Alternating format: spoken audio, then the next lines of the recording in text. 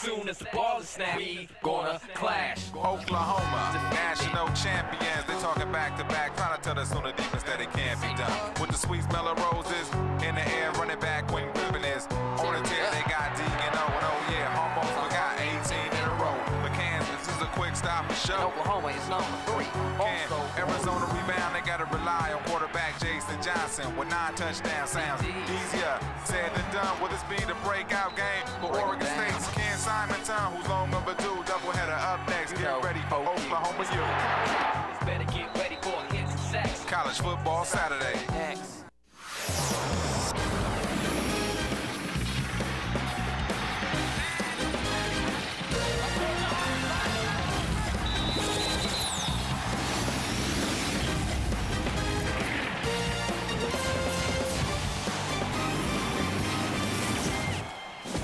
The Oklahoma Sooners arrive in Lawrence, Kansas, riding a nation's best 18-game win streak. Welcome to the Big 12 Game of the Week presented by Kyocera. It's the number 3 Sooners visiting the Kansas Jayhawks. And leading the way for the Oklahoma defense, the guy's the real deal. Safety Roy Williams, who leads the team in interceptions and is one of the game's top defensive backs.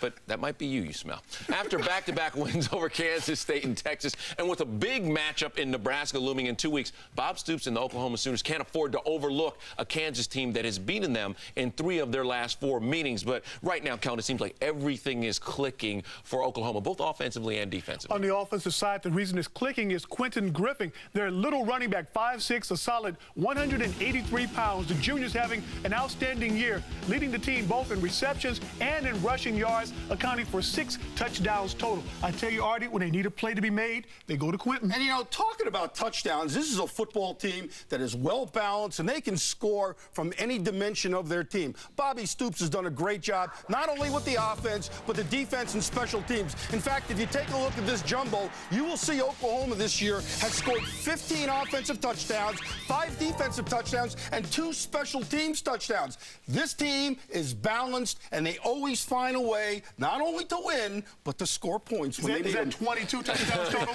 Yes, I did the math. That's 22. Thank you.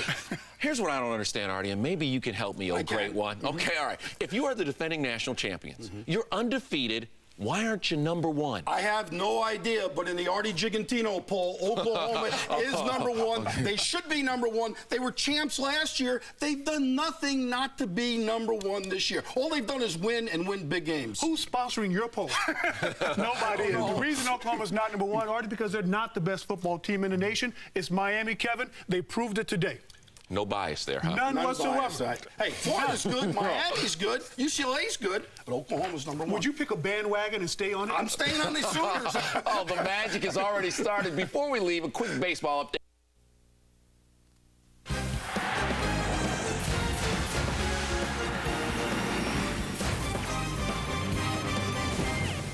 With the fall colors in the background, it is homecoming weekend in the Midwest, in Lawrence, Kansas. College football Saturday presented by Kyocera continues. Number 3 Oklahoma matching up with the Kansas Jayhawks.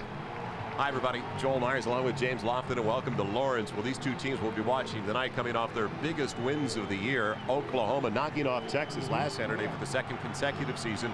And for the Kansas Jayhawks, desperate for a road victory, and they got it in double overtime over Texas Tech. I think everybody around the country knows how big a win it was for Oklahoma over Texas. Well, an equally big win for Kansas, and Terry Allen to come back here 2-2. And I really believe that it gives them a little momentum that they're going to need today against Oklahoma. Well, Sooner quarterback Nate Hibble did not finish the game last week. He was knocked out late in the first quarter with a shoulder injury, but he will definitely start today, James. Yeah, and there's no quarterback controversy in Norman, Oklahoma. And I really believe that now Bob Stoops can look at his ball club and say, we have a backup quarterback in Jason White who can lead this team, and now the players can be confident in that guy who's been carrying the clipboard. Big question mark for Kansas coming into the game. Can they move the football against one of the best defensive units in the country? Catalyst last week was little Reggie Duncan. Yeah, Reggie Duncan has to get those little legs working this week. Last week, 227 yards rushing against Texas Tech. He's going to need that type of effort to play keep away against the Sooners today. Joining us now, the 3rd member of our team, a guy that majors in homecoming, Eric Clemens. Eric? All right, Joel and James, thank you very much. Beautiful night for football so far. You know, the OU defense has proved its worth really all year long. long, especially last week by keeping a high-powered University of Texas offense out of the end zone for an entire game. That unit is anchored by linebacker Rocky Kalmus.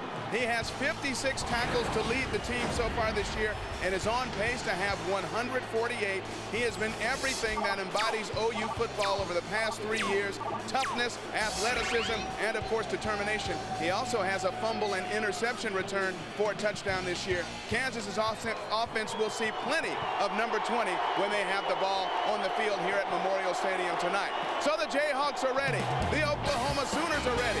James, Joel, and I will be ready for the opening kickoff when College Football Saturday returns in just a moment.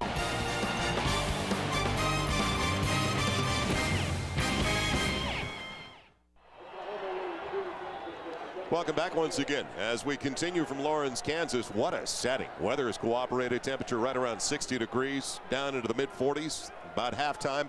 Couldn't ask for better conditions. This College Football Saturday presented by Kyocera continues with the number 3 team in the nation on the road for the second consecutive week. That is their longest road trip of the year. And our Holiday Inn Express Big 12 standings. We begin with the North. Man, I guess it goes through Lincoln, Nebraska once again this year.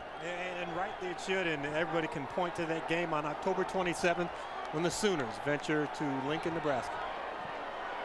Over on the south side, well, Oklahoma made their statement last Saturday at the Red River Battle. And I think it's a little bit of a mixed bag because no one expected that Colorado would kind of jump up and run past people. The Sooners, led by third-year head coach Bob Stoops, 25-5. Only 2 other coaches got to 25 wins faster than Bob Stoops at Oklahoma. Can you spell Wilkinson as in Bud Wilkinson? And Barry Switzer as well. His counterpart, 5th-year head coach at Kansas, Terry Allen. Huge road victory last week. Former coach at Northern Iowa, where he got to work with one Kurt Warner. We'll have some fun talking about that a little bit later because Kurt really didn't get to start for Terry until his senior season. They won championships. They were a league champion for 3 years in a row before Kurt got his crack at it. And we are ready to go as Oklahoma will be back, kicking it away for Kansas. It's going to be Johnny Beck. And brought back. Coming up, it's Curtis Fagan. From near the goal line, Fagan with a nifty move across the 20. Out to the 24-yard line. Kyocera's starting 11 offensively. Brandon Weir made that stop on Fagan. Nate Hibble getting the call. Let's see how he holds up. The young man from Hazelhurst, Georgia, transfer after 1 season with the University of Georgia. Romero, Duncan, Carter, Skinner and Sims up front. Now we'll be talking about the center, Carter in particular, Griffin, Norman, Fagan, along with Woolfolk, will also start at defensive back. And the tight end is Trent Smith. But the center, in particular, Vince Carter, he is a true freshman from Waco. Hibble out of the gun. Little floater. But not close to Jeremy Hasser. Check that quick. Griffin, his intended target. Defensively, can they slow down the Sooners? And the Sooners have had problems, don't forget, offensively. Up front, it's Watkins, Dwyer, along with Holloman and Dennis. Holloman back. Lost his mom, went to the funeral last week. Atkinson, Rogers, Etienne. The linebackers for Kansas. Davison and Ivy on the corners. Letourneau and Bryant are the safeties. Letourneau. Is he French? It's you make the call. We'll see how he hits. 2nd and 10 for the 24. Plenty of time. And thrown away. Over the head of Trent Smith, the tight end. So good job of containing the quarterback by Kansas. With a little push too, James. And I think that Terry Allen has gotten exactly what he's wanted the first 2 plays. He said, one thing we want to do, we want to start well early, and with Oklahoma having the ball, now facing a 3rd and 10, hopefully this crowd will get into the ball game behind the Jayhawks. Marcus Rogers, who's senior from Roosevelt High School in Dallas, the catalyst defensively. He's led them in stops. Had a phenomenal game last week against Texas Tech. First 3rd down of the contest for Oklahoma. They're hitting almost 50% on the season. Hibble out of the pocket. Going to be able to pick it up. Yes. Smart move. Get out of bounds as well as he's run out by the quarterback, Carl Ivy. So a heady play by Nate Hibble. And just talking about the 2 that have done so well, Wilkinson and Switzer. Barry Switzer here on the sideline, as Bob Stoops has included all former Oklahoma alums. Now, if I hadn't seen that little smile from Barry Switzer, the way he was chewing the gum, I would have thought that he was still coaching the Sooners. But can the Sooners get it going offensively? Because they have bogged down recently. As their offensive coordinator Mark Mangino said, they went through some growing pains at the Cotton Bowl last Saturday. The biggest game of the year, and some positive things did come out of it. Movement up front. Dead ball foul against the offense. You can see the left side lift up early. Yeah, look like Howard Duncan. He's moved from right tackle to left guard to try and give Vince Carter a little help there in the middle. Prior to the snap, false start on the offense, 5-yard penalty, still first down. Referee is held down. I'm glad you brought that up, because they move over Duncan to guard, basically, as Mangino said, a little bit of a teacher next to the true freshman at center. Yeah, and the interesting thing, Howard Duncan did play left guard last year, and Wes Sims, he moves out. Well, he was all Big 12 last year at tackle, so you make some moves. And Mangino, an offensive coordinator by trade, but you can tell he was at one time an offensive lineman. From outside the 40, 1st and 15. The shovel. And diving for short yardage, Ronaldo Works out of Washington High School in Tulsa. Tripped up by the young man we were just talking about, senior from Dallas, Marcus Rogers. You know, sometimes you see that shovel pass and it's a design play. Here, that's just a little reverse option play. Going down the line, you don't see anybody open, you flip it to your tailback.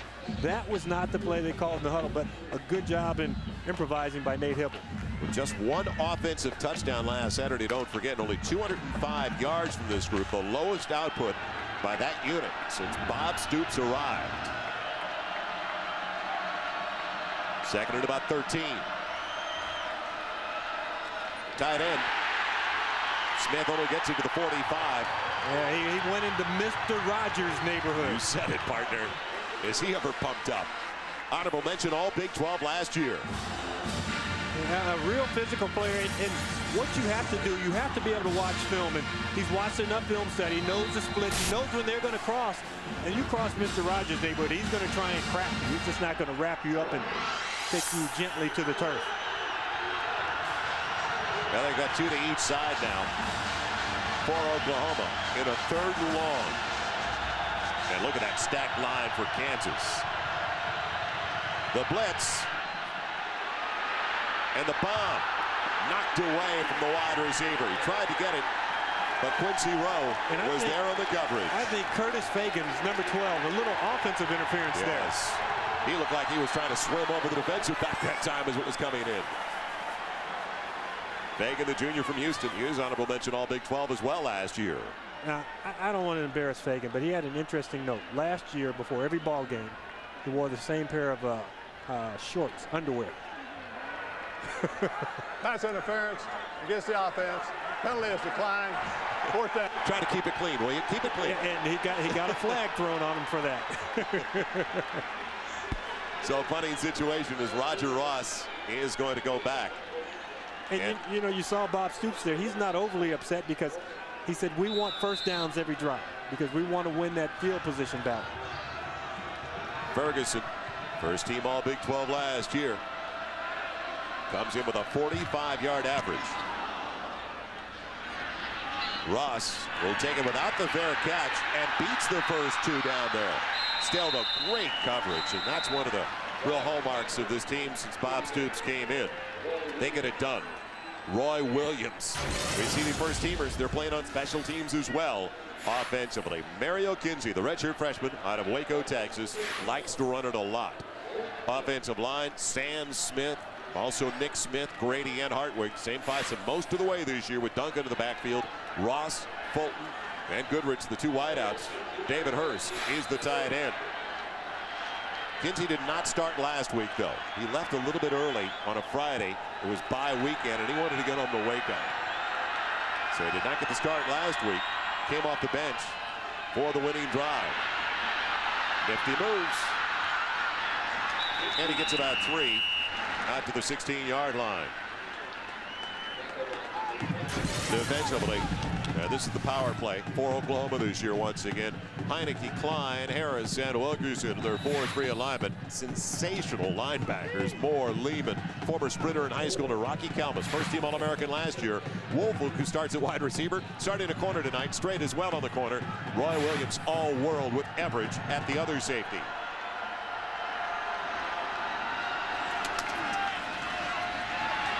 Spinning out of the backfield, Reggie Duncan, brought down by Everidge. Out near the 18. You know your assignments. You know you have to block Rocky Kalmus. A lot easier said than done, because there's a double team block going on between the guard and the right tackle to start. And that's actually a good job coming off at the end, number 65, Kyle Grady, just to get a piece of Kalmus. Well, the key, as the Kansas coaches told us, don't give up points when you're on offense. Oklahoma majors in that. Scoring on defense. Kinsey scrambling. Will he get there? No. Great pursuit. Catching up with him. Heineke, the left end. Senior from Edmond, Oklahoma. So many stars on this Oklahoma defense. You talk about one guy who's all world. And the minute I hear that, I start thinking, are we shortchanging the other 10 guys? Because all these guys are great in their own right, and they really hustle and they get to the football. Chris Terrell will handle the punting today because of an injury to Curtis Ansel, who has a strained hip. As the coaches said, his leg is fine. He's got average hands, though. Terrell wobbles one out. Sooners will stay away from it. Not a long one. Kansas gets a few yards out of the roll, though, but still Oklahoma. Great shape when we come back. No score, short field goal for the Sooners. They've got it at their own 45.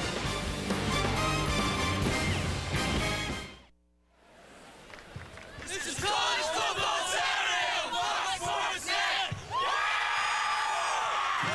My kind of crowd. We're going there. With the blue hair? We're there later. They invited us. We are attending the party. We're right there after the game. Welcome back. College Football Saturday presented by Kia Sarah continues from what a classic campus. Lawrence, Kansas. Joel Myers, James Lofton, Eric Clemens on the sideline. And Nate Hibble. And the Sooners get it back after picking up one first down, a punt their first possession.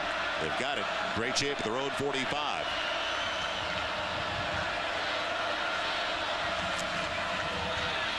They overload to the opposite side, the far side. It's a dump off.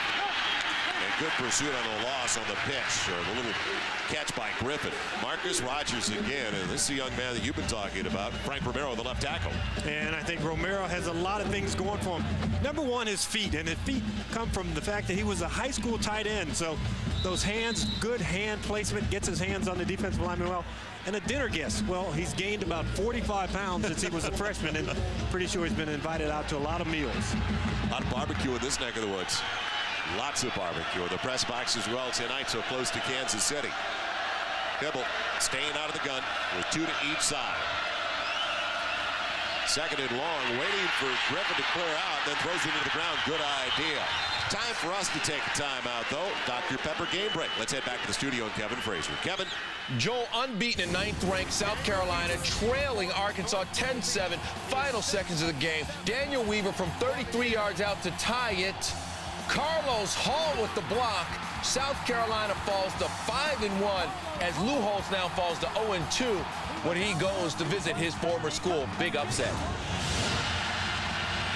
You said it, and Houston, not in his staff, needed it at Arkansas. Boy, they played well in Little Rock. Dumping South Carolina. Now third, about a dozen, 13. Hibble in trouble, and because of that, off-balance throw, not close to Antoine Savage. Took a shot at the end, too. Good pursuit. Catching up with him, Charlie Dennis, the right end.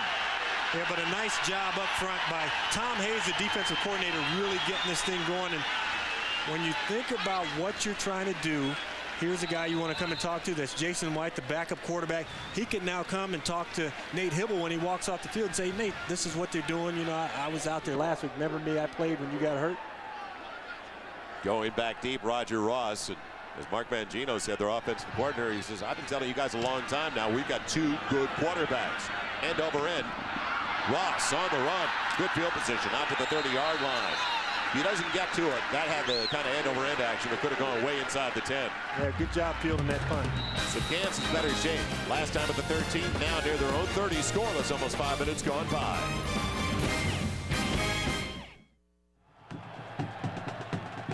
Terry Allen to the Jayhawks, 2-2 after the first 4. Busy Saturday as we look at today in the Big 12 after this first snap. And the Jayhawks have it at their own 30-yard line. Playing at home for the first time since way back on the 8th of September. Give it to the fullback, Wabuzzi, or give it to Mitchell Scott. He's been bothered by a knee injury. They told us Wabuzzi would see most of the time in the Big 12 today. Texas dominating Oklahoma State after a tight beginning where Oklahoma State actually had a 10-7 lead early. Nebraska pounding Baylor. Big day for Eric Crouch once again. That the best matchup of the day, most even. It was Colorado, Texas A&M. And that was a tight affair. Only a 10-point ball game. Call it 2nd and 9 from the 31.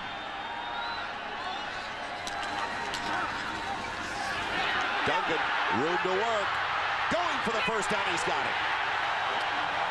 Took a couple of tacklers, and he's not big at 5'9", but well, I'll tell you, can slam dunk on the other running back, can he? Quentin Griffin. Well, he's not tall. Yeah, he does have 3 inches on Clinton Griffin, but what he has is this guy has some weight behind him.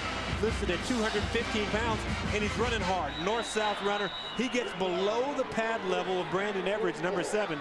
So they're at 215 pounds, and they got a pipeline down to Killeen, Texas. About half a dozen players on this ball club. Exactly 6. You're right. Can't get homesick, can they? Enough buddies. Kinsey looking to go deep on the post and overthrowing the entire stadium. Wanted to go downfield for his wide receiver, Tremaine Fulton. That's the highest pass I've ever seen thrown. We are up 9 floors above the stadium, and I saw the ball pass right in front of my eyes. Kinsey just wanted to let him know, I can't get it down there.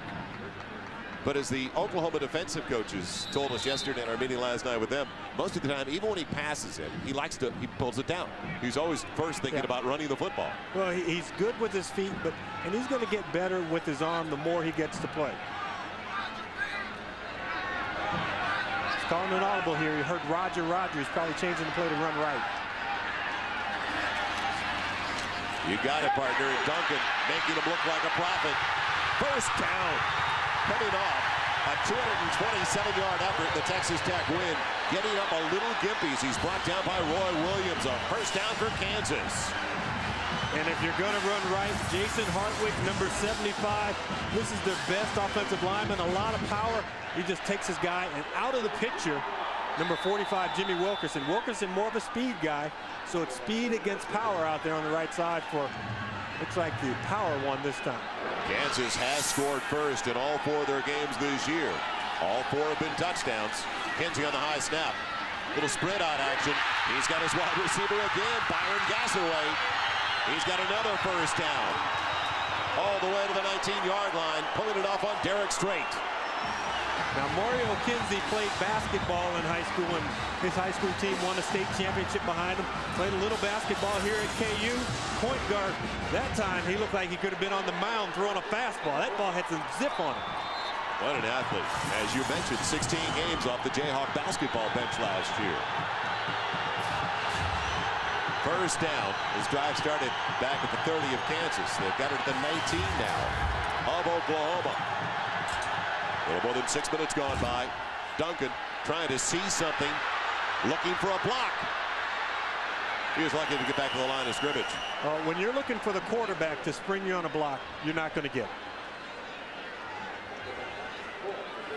3-year starter Hartwig doing a solid job on the line. Yeah, he really is. And when you say solid, and we talked about power on that offensive side, he really is a run blocker first. But that punch, that's what you do on your quick pass, that you punch at the guy, and he is Mr. Reliable. 27 consecutive starts for Hartwig. Out of backfield now. How did he get away from Iowa State? Right in their backyard. Giles in for the first time along with Wabuzzi. They flank Mario Kinsey. Kinsey on the quarterback draw. Can't get out of the backfield. Flag on the play. It's going to be a hold as well. Sensational play despite being held. Tommy Harris, who the offensive coordinator Rip Shears said to us is a great player, a true freshman for Texas from, you said it, Killeen, Texas, makes the play. Yeah, he didn't make his recruiting trip up here, but A fantastic football player. It looked like they were trying to hold Tommy Harris. Didn't make any difference, though. Yeah, I think you declined this one. You had a loss of about 4 yards on the play. Let Tommy you make don't need the call. the penalty.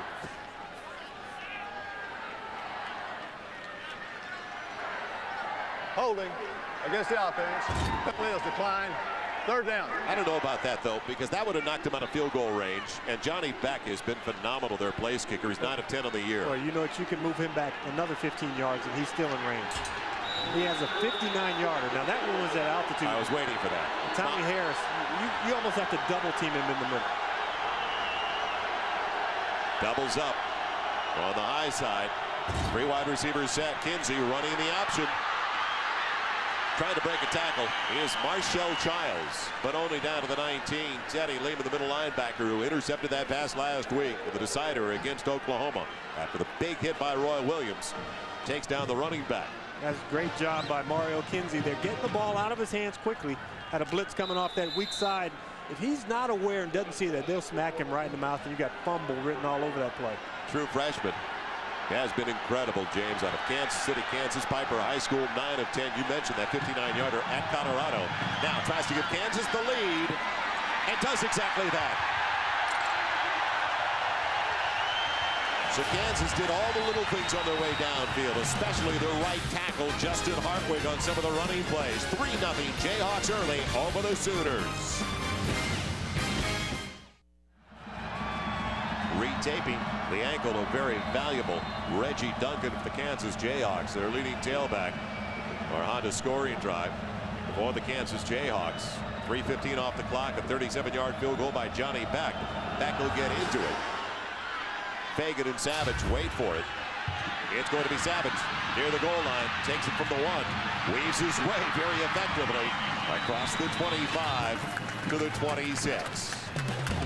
College Football Saturday on Fox Sports Net, brought to you by Dr. Pepper. Dr. Pepper makes the world taste better. By Kia Zera, one company, countless solutions. By Holiday Inn Express, the smart choice for travelers who want to stay smart. By Subway, eat fresh. And by Terminator, buy it today from MGM Home Entertainment.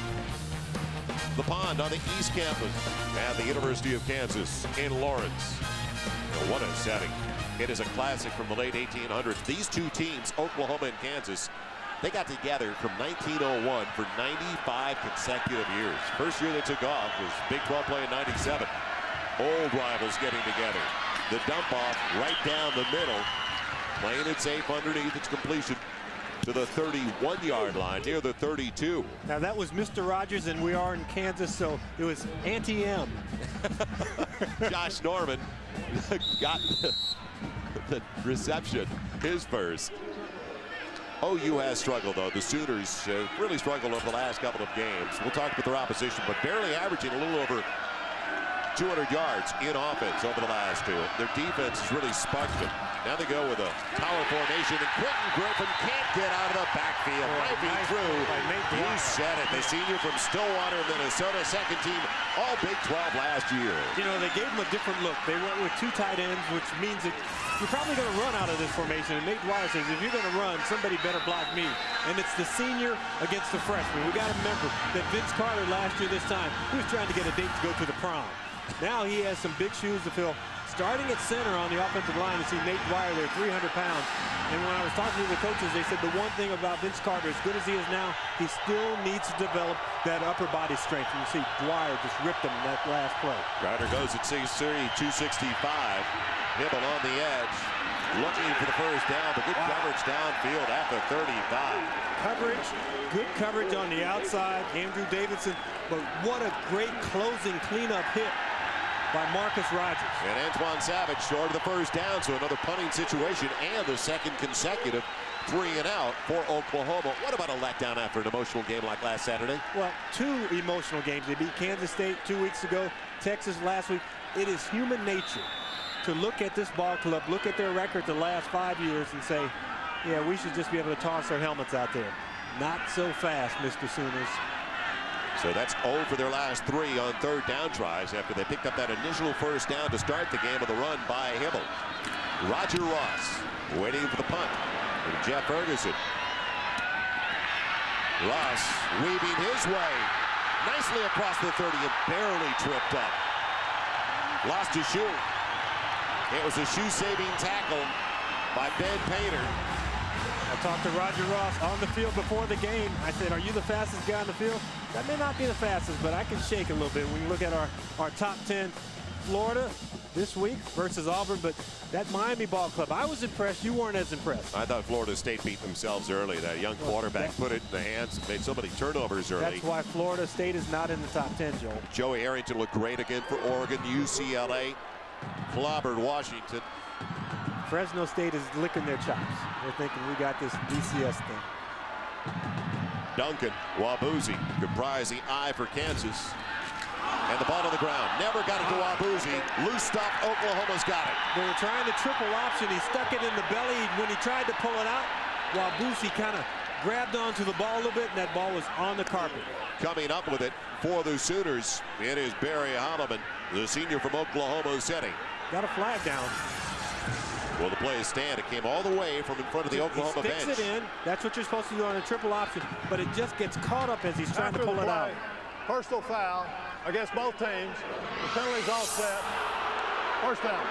This is something new, a wrinkle that they wanted to try this week. They watched Kansas State run it against them 2 weeks ago. They said, we need to put this in.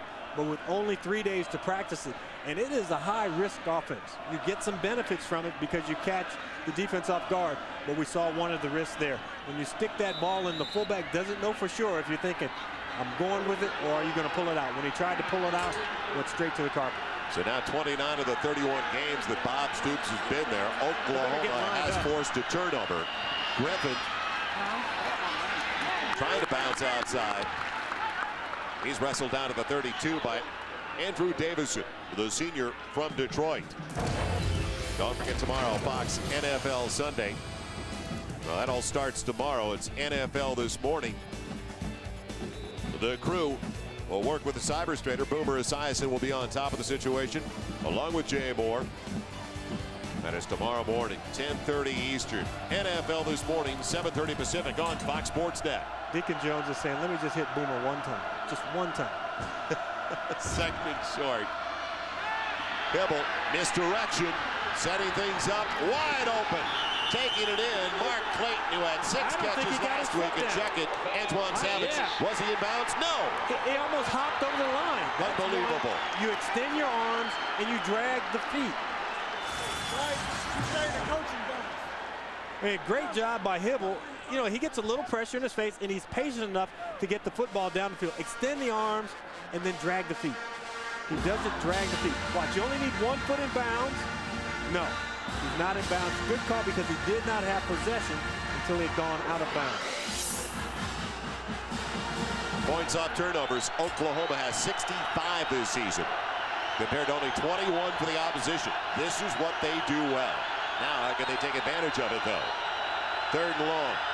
A long 6, almost 7. Hibble needs a timeout. So the junior from Hazelhurst, Georgia, Nate Hibble, using his first timeout of the contest. Not a bad idea if he wasn't ready. The opportunity to get points very early, 3:47 to play in the opening 15 minutes. He heads over to his offensive coordinator, Mark Mangino. Well, it has been a struggle, though, for this offensive unit. And if you're talking points, they need to get 7 points because their kicking game has not been there. Now, don't forget about the new show that everybody's been talking about, the best damn sports show period. Features a comedian who's a diehard sports fan, a bunch of ex-jocks who really know the game, sports comedy, commentary, constantly updated scores and highlights. What more could you want from a show? It's introducing the best damn sports show period. Weeknight, 7:30, 11:30, only on Fox Sports Net. Check your local listings. Are you asking me what more I wanted? I think that you and me on there, or even these guys as guests. But I think they'd be better suited. I think you and I would be on the A list. They'd be on the B list. 3-0 lead, Kansas on the 37-yard field goal by Johnny Beck. Now, these two teams haven't played every year over the last few seasons, but believe it or not, Kansas over the last 4 tries against Oklahoma is dead even at 2-2. Yep. They lost last year decisively in Norman, but Kansas turned the ball over 7 times last year. So talk about a team that really hurt themselves. 3rd and 6, almost 7. It's all off a turnover. Wabuzi didn't handle the Kinsey handoff. And now a free down for Hibble. The end jumped offside, wide of Smith, the tight end, but a free down at that. And Dwyer all over top. It wasn't a free down because he got hit. He paid for that down. Easy from up here to say a free down, though, isn't it? Yeah, I think Algie on the outside. Atkinson, a little early movement by number 98, kind of spoiled a good pass rush.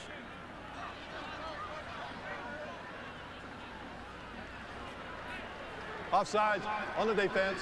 5-yard penalty. Still third down. You know, they moved Howard Duncan, we talked about, from right tackle to left guard.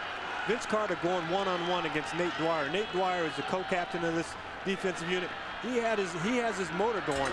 They moved Duncan there to kind of help him with the calls. He may need some help blocking Dwyer. So now instead of 3rd and 6, 3rd and short. I don't think he got that. Did they get the first down?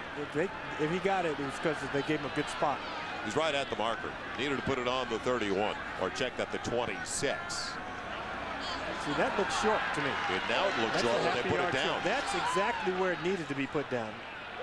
You know, John Madden made famous the left foot, right foot mark. That's a backfield mark with the backfield foot. They needed to go to the Nook of the North for Bigfoot for that one. Yeah. He should be about a foot shy if the chains. And the thing about this offense, it is set up as a finesse offense. The quick rhythm passing, the shovel passes, the screens to the running back. It is not set up for power football. Oklahoma doesn't have to go for 4th down very often. But their kicking game is another story.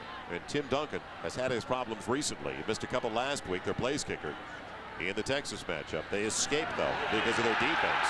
As I said, a good foot shy, and that's exactly it. Now you can see that ball is an old ball. You don't have to use new balls in college football.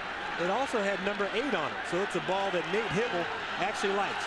QB and then the number 8 right up there for Nate Hibble. Good call. His preference. And they will go for it. Quarterback keeper. They're out of the huddle quickly. That's a good move. Hibble at 6'3", 220. Will he keep it himself? They're bunched up right there in the middle. 50% on their 4th downs. And he lost the football. Kansas will take over. Do you believe it? He just pulled out a little too early. He got up there. He couldn't decide what he wanted. It looked like they had an option to the left with Quentin Griffin. And he just pulled out there trying to get away from the center. Boy, everything is spinning pretty well for the Jayhawks here early in the ballgame. See those hands split apart a little bit? When those hands split and he's leaning backwards, you have to ride with your center. Your center is moving to his left. You need to be riding to the left.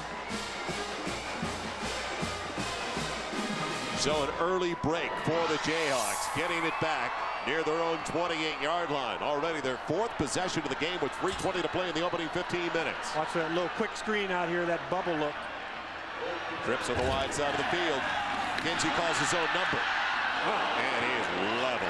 Boy, did they pursue well. And the free safety, the sophomore from Granger, Texas. Former high school quarterback, read a quarterback very well.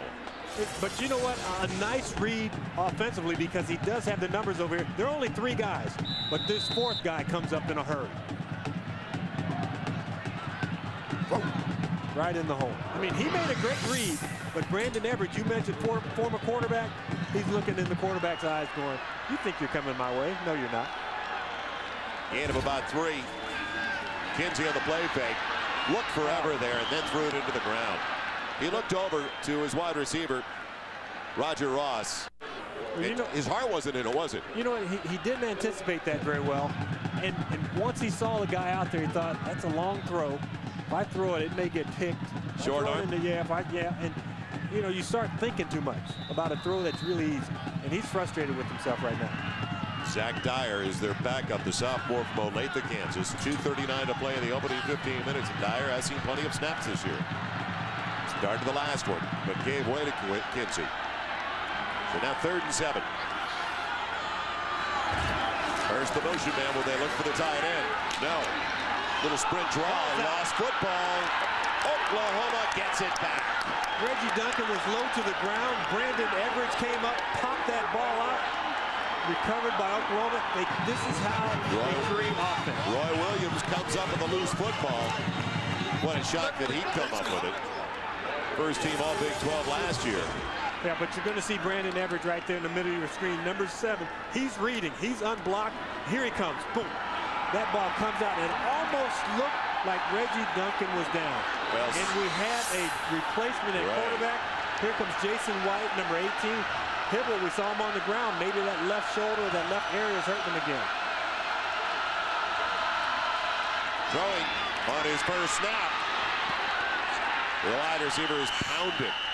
Curtis Fagan taking it in from Jason White. Marcus Rogers recovering very well. 1st and 10 is brought to you by the American Red Cross.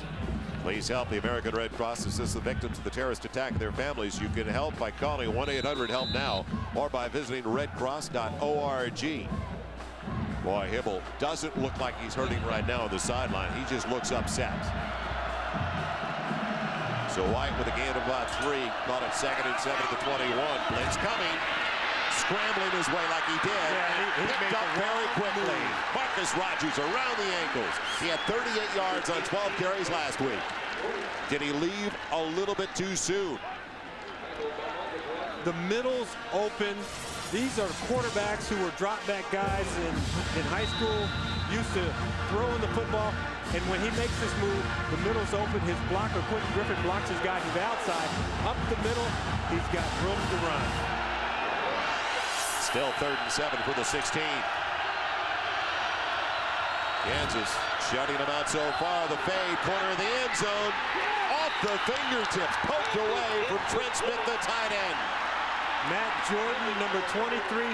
The coaches talked about this is going to be our nickel back, and we like him against Tim Smith because what it does is, Trent Smith rather, it gives us a more physical presence in the secondary. Somebody who could play strong safety and corner and line up against the tight end. He just gets that arm in there, just pokes it out just enough. He leaves the arm in there. This is great coverage. Nice passer. I mean, that pass was where it had to be. The receiver must come up with that play. Now Tim Duncan to tie it up from 38 yards away. He's missed 6 of his last 8.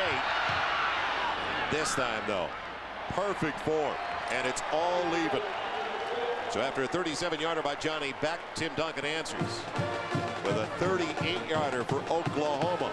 It is tied at 3 with 69 seconds to play in the opening 15 minutes. So a shock early, though. Jason White taking over for Nate Hibble. Joel Myers, James Lofton, Eric Clemens in Lawrence, Kansas, homecoming weekend. Now the Sooners struggling out of the blocks offensively. And when I look at the crowd here, I mean, there are a lot of people with crimson on here. So they made the drive over from Oklahoma, from the Norman area. But Kansas, you know, they said, hey, we're 9 out of 10 our last homecomings. Let's go ahead. We got Oklahoma coming in. Let's go with the big dog for the homecoming weekend. And, you know, this mildly, I can say it would be the upset of the century. Because we're in a new century. We're only, this is the 2nd year of it. This would be the upset of the century against a ball club that has won 18 in a row coming in here. Jermaine Fulton, Derek Mills going back deep, waiting for the kickoff. You know, a big win for Oklahoma, for Kansas defensively. That sudden change going out there, keeping those guys out of the end zone. They did not give up a first down, and that's the 4th consecutive possession Oklahoma's had it without picking up a first down. Will they bring it out? Yes, they will. It'll be Derek Mills. Maybe he should have stayed in the end zone. Just barely across the 10 to the 11-yard line, so a long field, to say the least, for the Jayhawks. 9 short of where he would have been had he stayed at home. And it's going to get longer. You got a flag coming in here. Got holding. It happens every time, doesn't it? Let's check in with Eric Clemens. Eric? All right, Reggie Duncan, we saw him leave earlier after getting what looked like his lower left ankle stepped on. It was heavily taped on the sideline. He ran up and down the sideline, but he is still favoring his left side. That might have played the role in that last fumble we saw. He is not running with the authority that we saw him run with a little bit earlier. Team doctor told me that he was going to try to play. You saw him get hurt right there as that ankle gets kind of stepped on and rolled on. He had to come off the field. As he trots onto the field right now, guys, he is still favoring that heavily taped left ankle. Let's see how it'll affect him the rest of the way, especially on an important drive for Kansas, guys. All right, Eric. Code Big 12 Offensive Player of the Week, sharing it with Eric Crouch of Nebraska. And Duncan now the single right at the goal line. Tough throw all the way out there. Coverage applied by Woelfel. They threw it. Wait a minute, his forward progress. And now they're saying the ball was taken away by Woolfolk. But that guy's forward progress was stopped. He wasn't moving forward. I mean, great job by Woolfolk getting there. And then you get the cleanup guy, Roy Williams, coming in. He knocks the ball out. But I still think that his forward progress is right there.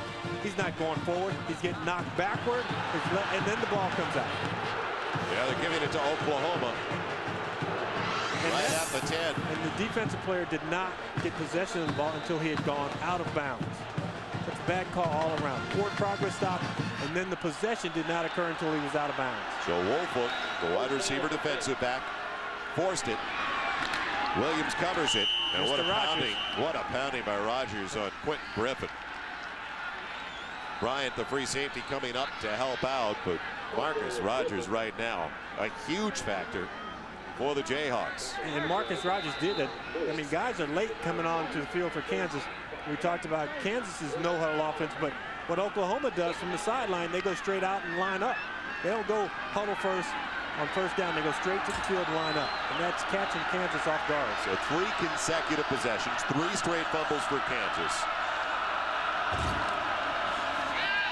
Wyatt on the play fake. The tight end's there, and Smith takes a shot. Oh, nice job coming up. Carl Ivey, the quarterback, laid it on him right at the 5. They're giving up some pounds there, about 75, James. That is the final snap of a very entertaining first 15 minutes of play. Kansas walking a tight wire right now. Escape artist after giving it away 3 consecutive times. They're still tied at 3, though, after the first quarter.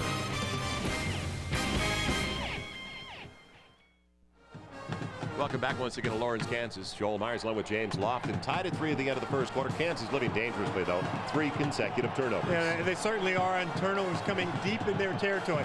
At some time, you're going to give up points. No matter how tough your defense is trying to play, you just cannot put a defensive unit in this type of peril. But now another huge third down for the Sooners. 3rd and about 4. They have missed their last 5 in a row on third down conversions. But that was with Himmel in there. At least the first 3. Now White in trouble. Throws it away. And that's intentional grounding. Will it get a flag? It will from the referee. I mean, I would have thrown the flag if the referee had decided not to throw it. I would have, and launching it up here from 900 feet above the playing field, it might have hurt somebody. That would have been an injury. Algie Atkinson all over the quarterback early. The senior from Skokie, Illinois. Intentional grounding on the offense. Field also down at the spot. 4th down. Do you believe it? Kansas has given it away 3 consecutive times. Oklahoma has started now at the Kansas 32, the Kansas 19. This most recent of the Kansas just outside of the 10-yard line. And it is going to be a long field goal try. It'll be about 34 when they put it down for Tim Duncan, who just hit from 38. This would help get this guy's confidence back the way he'd been kicking before he came in here. 8 of 14 after hitting the first one tonight. And it's blocked! Great effort. Super lead. And we don't have to guess who it was. What a vertical for Atkinson. Man. Did he ever get up there? I think he better go to the Midnight Madness that they had last night with the KU basketball team with those type of ups.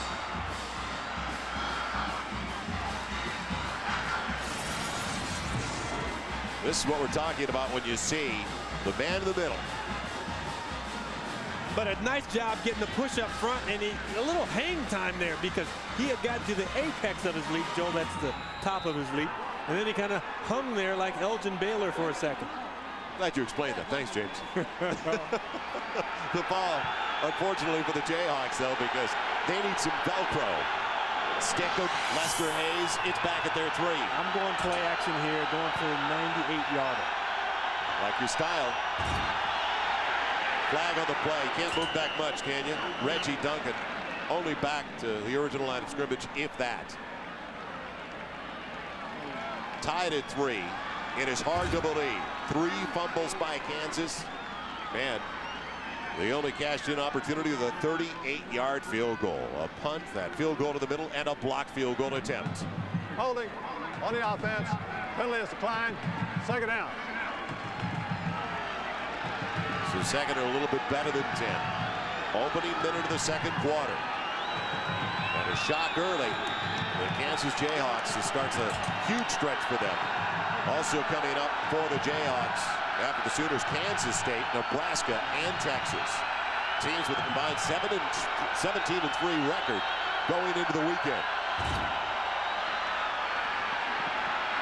Kinsey hearing James Lofton, and the receiver was grabbed by the jersey. He really was. Roy Williams bumped him. Byron Gassaway, you can see him trying to tear that jersey off him. He did a nice stop-and-go move. He had Woolfolk beaten. Roy Williams came over to help, and Roy Williams, smart job. Got that elbow up, kind of elbowed him a couple of times as he went past, but no flag from the officiating crew. You're going to see it right there. You saw he was being grabbed by Woolfolk, and then he got bumped by Roy Williams. Chin out third, a little bit better than 10. You think the punter's a little nervous right now, standing on the sideline? Give me some space, guys. Barely out of the end zone. Duncan almost got trapped for a safety. Rocky Calmas meeting him about 2 yards behind the line. The little Reggie Duncan got out of there. And the man, Chris Terrell, usually handling the kickoffs, backing up Curtis Ansell. Ansell with a strained hip. And you're going to see it right here from the end zone. Reggie Duncan, Rocky Calmas. How you doing, buddy? Almost got the ball stripped away, too. Calmas was a running back in high school, so he's reading the hole just like the running back is, and he gets in the hole before the running back. And Calmas wants to play offense now. Yeah, he's saying, you know, when we're getting the right opportunity, we're ahead by a lot. All right, how would you like this scene? Just give him the 2 points. Fagan waits for the punt. He barely got it away. Good job getting it out of there. From the 41, Fagan, good yardage. Dropped inside the 25, all the way inside the 24. Talk about another short field, 4th straight time in Jayhawk territory. But still, my thinking there, you've got to overprotect, so you're not going to get covered. Give them the 2 points. Go out to the 20-yard line, punt the ball away, and say, okay, now make them do something offensively. What you've done now is giving them the ball on the 23-yard line, so they at least have 3 out of this drive. FedEx Air and ground stats thus far, nothing doing offensively for the most part for either team in Oklahoma. Has had the opportunities to cash in, but only 46 so far. As we mentioned, over the last 2 games, and 2 good teams, Kansas State and Texas, they've only averaged a little over 200 yards a game. Up top, and what a hit put on the wide receiver. They tried to get it to Savage, and a pop from behind by Davison. Yeah, you're working on a short field. So what Oklahoma doesn't do, they don't run beyond guys. Everything is kind of in front. This is that basketball on grass offense. And these guys, Kansas, who did they play last week? Texas Tech. So they've seen this offense for 2 weeks in a row. 2 to each side. Jason White stays in there at quarterback, calling his own number. Quarterback draws, got blocking. Makes him miss. Gets a first down. Heady play. They say he's the best quarterback out of the state of Oklahoma from Tuttle, Oklahoma, since Troy Aikman was out of high school in Henrietta. You know, nice job by his downfield blockers. And one of the guys who doesn't get a lot of credit is Quentin Griffin, but he gets in the mix. Quentin Griffin there trying to throw his little body around, and just enough to save his quarterback from getting mangled too much. At 5'6", he can get lost in there, can't he? Quite lost. Outside of the 11. White feeling comfortable, isn't he? Gene through the play at the line. Griffin trying to get lost on the weave. Does a good job to get 5. Atkinson out of around the shoulder pad. Eric Clemens, what is the latest?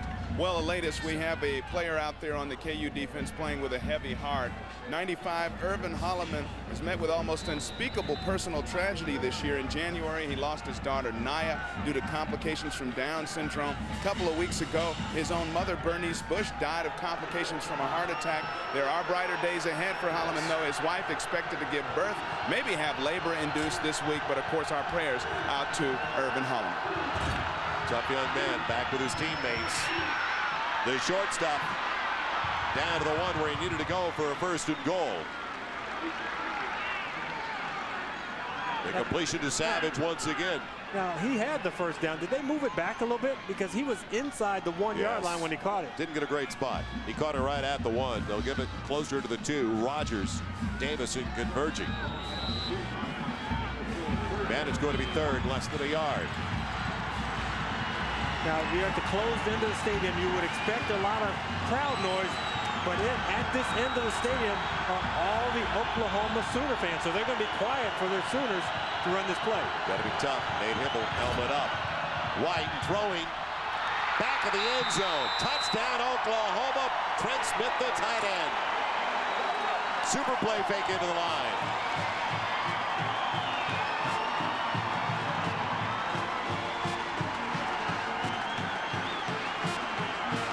Nice call from Mark Mangino. The sideline says, okay, Kansas is really coming at us, committing everything to the line of scrimmage. You see Mr. Rodgers step up and nice little toss behind him. A nice catch by Trent Smith. You know what? That's actually easier than what it looks. Nobody's coming up to hit you. You know, all you have to do is keep your feet in bounds. Duncan to put the Sooners up by 7. Atkinson couldn't get to that one. So the Sooners finally take advantage of a short field. Marks 23 yards. Lead at 10-3.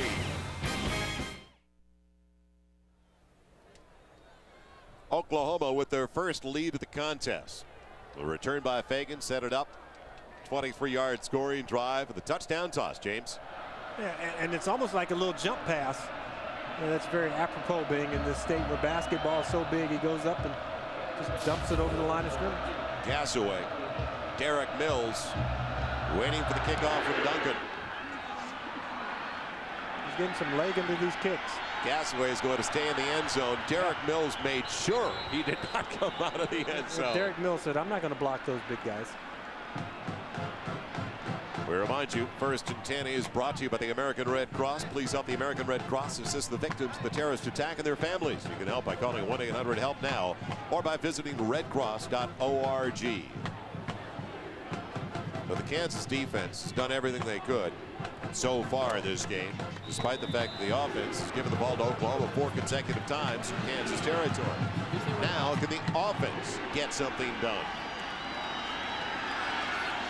Ground game last week at 288 yards rushing up the first 3. They only had 300 yards on the ground. They've got to be able to run the football with a redshirt freshman quarterback. Underneath, Kinsey, and breaking tackles is wide receiver Gasaway on his first grab. Junior from Grandview, Missouri, tripped up by Brandon Everidge. You know, they gave him 6 in the box, which means you normally run. They said, we're gonna stick with the pass on this. No huddle. They'll try to do it in a hurry. Make it difficult for Oklahoma to get set. Michelin trivia. Bob Stoops won a national title. His second year as head coach. The only coach to win a national championship in his first year. Have that answer in a little bit. Duncan. Chopped down from the side across the 25. He's got it out at the 26 for a gain of about 1.5 yards. Average great closing speed for the sophomore safety. So Stoops won it in his first year. Second year, he's telling me that somebody won it in their first year. Maybe the first year they ever played football. First year coaching at a major university. I'm saying, you know, back in 1868 when they invented all this stuff. You win. Coach in his first year. Setting up the screen. Not there. And boy, what a fastball that was. Going to Roger Ross. A lot of touch. Yeah, but Teddy Lehman coming up the middle, number 11, unblocked. You want to at least slow the rush men down when you have a screen so that your quarterback can set his feet and throw the ball accurately. So Kansas for the second consecutive time. 3 and out with a punt. Curtis Fagan. Solid return of better than 20 yards his last time back there. Waits inside his own 40. Fagan, the junior from Houston.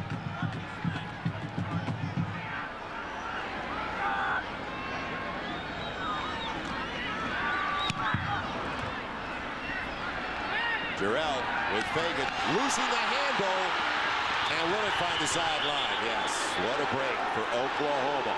Almost gave it away. That's a bullet there. Boy, Banks Floodman, number 5, he was going after that ball. He tried to corral it in. So Oklahoma almost coughed it up instead. With a 7-point lead, they'll have it at their own 40 when we come back. Well, I hope you had a nice commercial break. Well, here's a guy who never takes a break. Banks Floodman, freshman out of Wichita, Kansas, and special teams is all hustle. Look at him. He sees the ball, and this guy's going, and that's close. Put him on a Canadian field. That's a recovery. He's well in bounds. You're right. From the 40-yard line, 1st and 10. Jason White, the sophomore from Tuttle, Oklahoma, stays in there at quarterback. Underneath he goes. Man, Mark Clayton has the catch. Spinning around like a pinball, hit the bumpers, gets a first down, close to the 48. NFL on Fox pregame show starting tomorrow, and don't forget, Giants and the Rams, the big matchup, because the Giants slow down. The Rams on the turf at the Dome, where Kurt Warner is 16-0.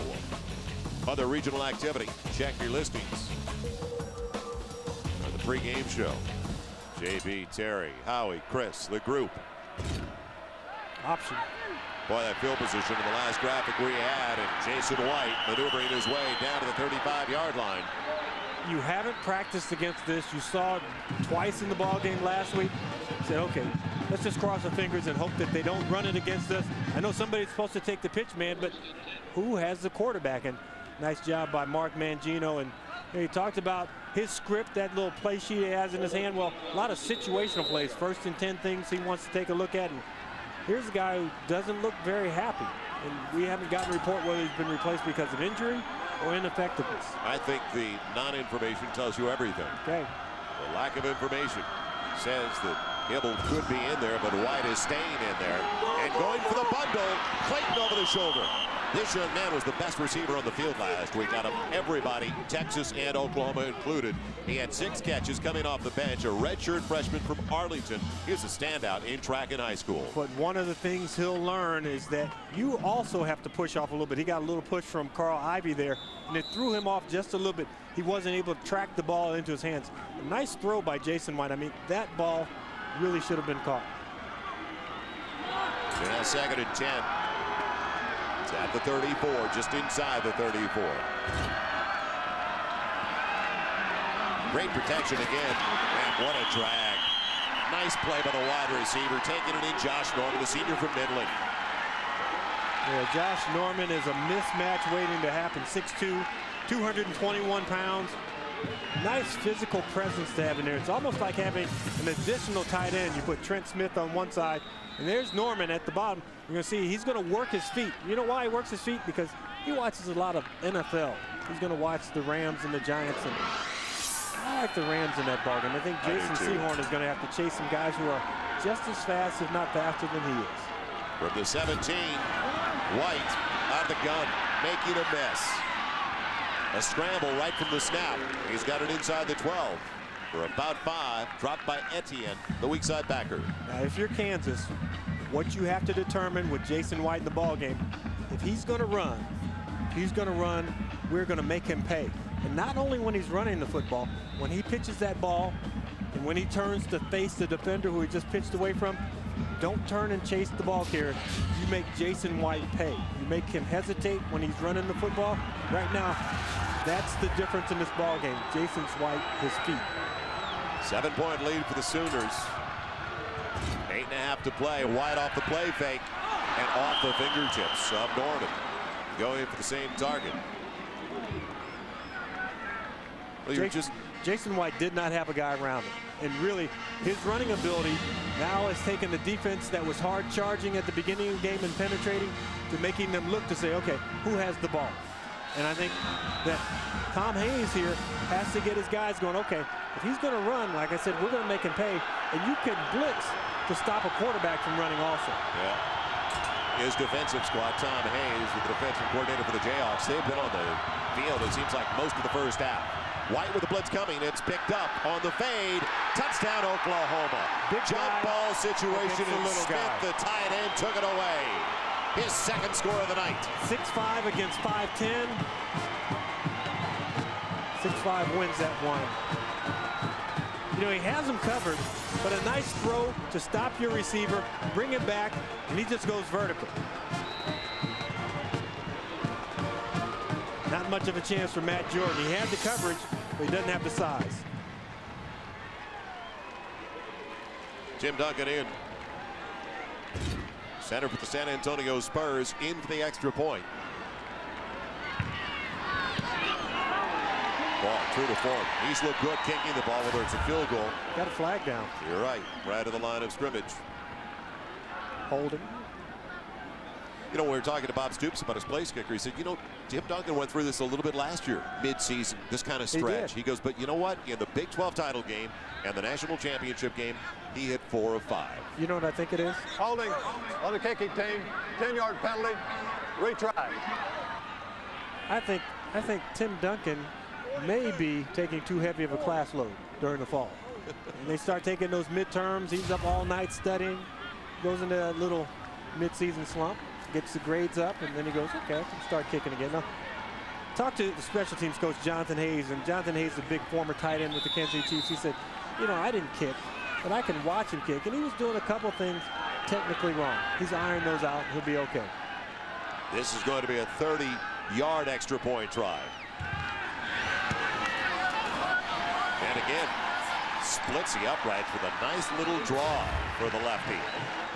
So 2-touchdown lead now. There's Jonathan Hayes. Looks like he could still play for the Kansas City Chiefs. Come back, Kevin Frazier, our College Football Saturday studio show. A preview of the Nissan halftime reports. Coming up at the half, more in the day's biggest game. Second-ranked Miami blew into Tallahassee and beat up on the Florida State Seminoles in impressive fashion. We'll have that, plus the rest from an upsetting day in the college football world. It's all on the way when Kellen Winslow and Artie Gigantino join me for the Nissan halftime report. But right now, let's go back to Joel and Lawrence. Thank you, Kevin. Jason White living large right now. He's been in the last 4 series after the first 4 belong to Nate Hibble. And Mills puts it to the ground. It's picked up by Gasser, but it doesn't make any difference. Roy Williams. And we've seen it by, well, we saw Gross, we saw Craver. We've seen all the starters, a lot of defensive backs starting on special teams as well. First teamers that aren't taking a down off. Yeah, and why should they? Because offense, defense, special teams, each is 1/3 of the team. And here's a guy who feels like he's left out of that equation right now, Nate Hibble. The forgotten man. The coach who said he was the starter, there was no doubt about that. Well, he started the first 4 series, and they didn't do anything, and then he put the ball to the ground with that snap. Don't forget, on 4th and a foot, he pulled away from the center, and that's the last we've seen of Nate Hibble. He's getting signals from the sideline right now telling him which way to audibilize. From the 5. Kinsey close to the vest. Takes it close to the 7. There's Clint Bowen with the white sleeves. That's the formation right there. He's going to give you the play next. Now he's giving him the play. Boy, Bowen looks as sick as anybody else. He's going around. I'm not sure if that's a good call they just told me to send in. Indecision from the guy sending in the signals. Weaving his way out of the delay. The draw. Duncan brought down by Everidge. And Bowen, you know, he has a little claim to fame. He and his brother Charlie started in the defensive secondary here at KU. 1992. His brother was a little older. He came in, got to start alongside his brother. They haven't picked up a first down since yesterday. A little more than 7 minutes to play in the half. Here they need one now, field position wise. Trips on the near side. Kinsey in trouble. And what a job just to get out of there. And we'll get the first down. Incredible. How elusive. Mario Kinsey.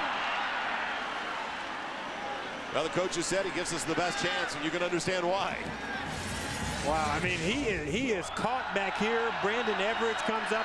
He gets away from one of the better tacklers in the conference right there at the goal line. And you can see the speed that he has when he turns up the field in that gap.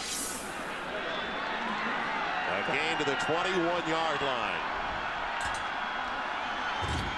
Kinsey on his own again.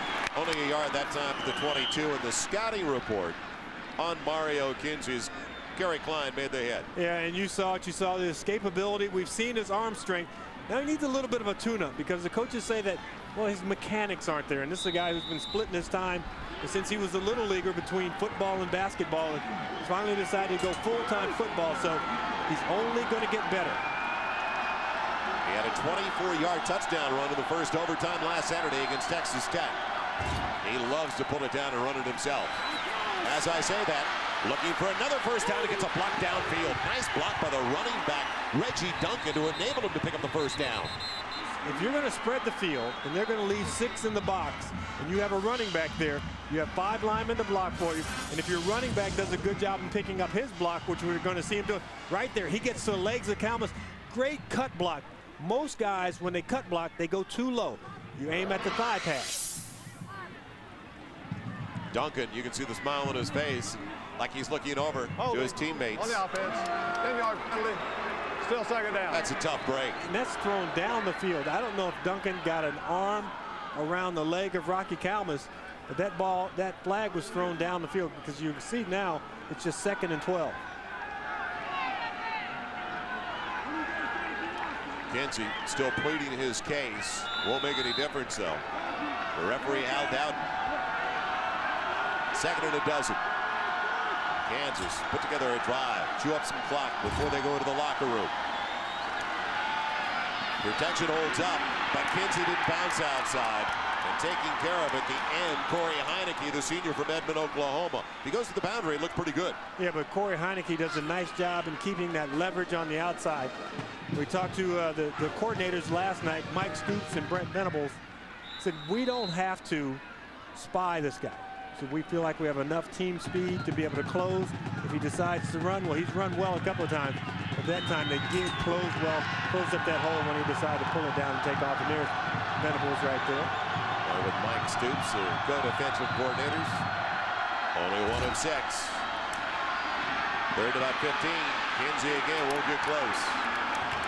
At least they got breathing room for the punter, though, on that scramble from the 6 out of the 21 by Kinsey. Wilkerson, the linebacker, the rush end as well, taking him down. There's the other co-defensive coordinator, Mike Stoops. And you know, last night talking to these guys, and they're both intense, both former players and pretty good players. Stoops even got a look in the NFL.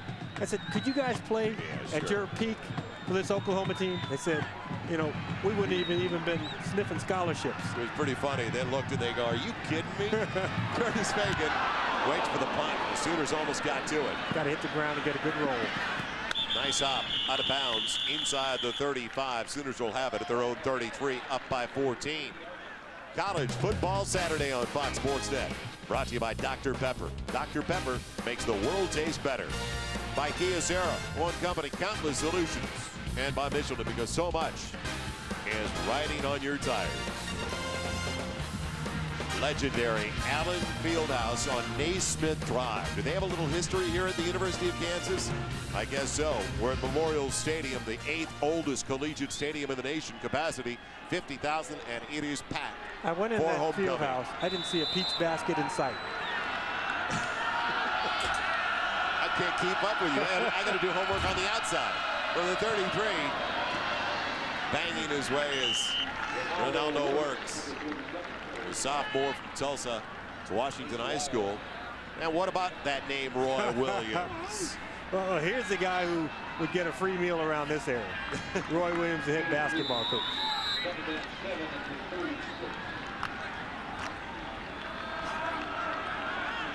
The other two Roy Williams got together last weekend, and boy, what a day for the Sooners. Roy Williams, co-defensive player of the week in the Big 12.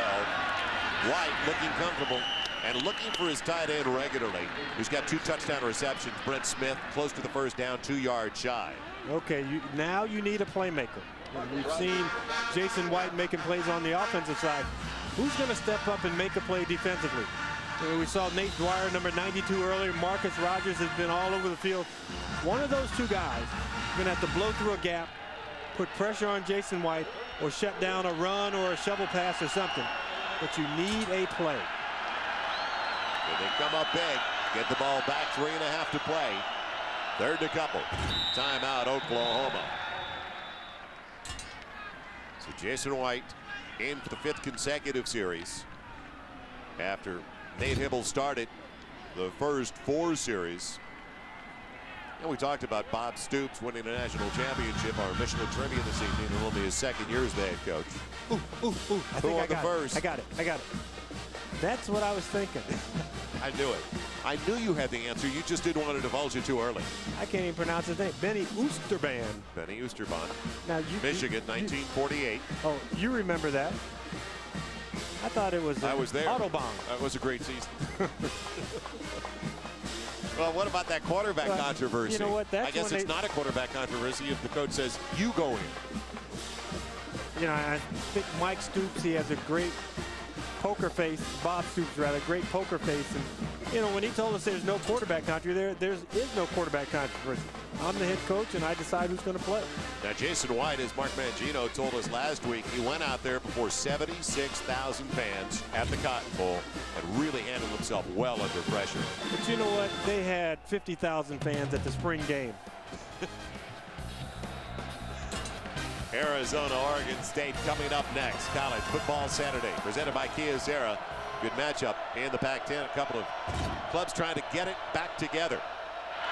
White calling his own number, and it didn't work. Made the decision too late. Now, who did I say was going to come up with the big play? Dwyer And Marcus Rogers. All right. And you are a clairvoyant, but you bring a Ouija board to every game, and I don't know why.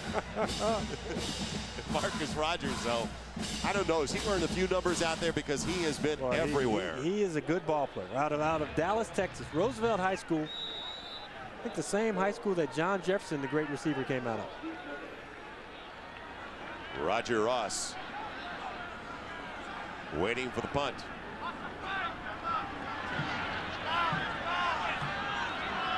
Jeff Ferguson, first team all Big 12 last year, the senior from Tulsa. Sooners should take their time with the clock moving. They don't want to give Kansas too much time. It was a wise decision. Ross coming over. Fair catch. Oh, he didn't give him enough room. And he's got it at the 35, but he did put his arm up very late. Yeah, but you're still within the halo, even if he had decided not to fair catch the ball. It's 2 yards, 6 feet. You need a flag up here. I'm going to get you a flag. Kick catch interference against the kicking team. 2-yard belt was violated. 5-yard penalty. First down. Major development for Kansas in field position. That's a story in itself. Nissan halftime report coming up in a couple of minutes. Kevin, Kelly, and Artie. Those three amigos scores and highlights. The matchup, and it wasn't much of one. Miami, Florida State. Did the Redbirds about a 4-hour drive from here stay alive in the National League playoffs? We'll find out with those guys. Hey, that's a little Jayhawk fan there. Only about a 45-minute drive from downtown Kansas City. One of the more classic settings for college football. Little sprint draw. Duncan can't get out of the backfield. Flag on the play. Teddy Lehman, a former sprinter in high school, where he finished second in the 2A state finals in the 100 meters. Chased down Richie Duncan. In his homecoming weekend in Lawrence. Joel Myers, James Loft, and Eric Clemens. Good to have you with us on Fox Sports Net. And there's a flag coming up. Holding on the offense. 10-yard penalty.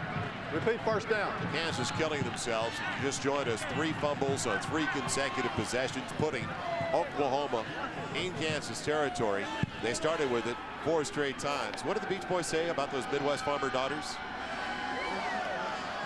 Starting to get nippy here. Starting to get a little bit chilly here in the Midwest. It's a perfect night for football.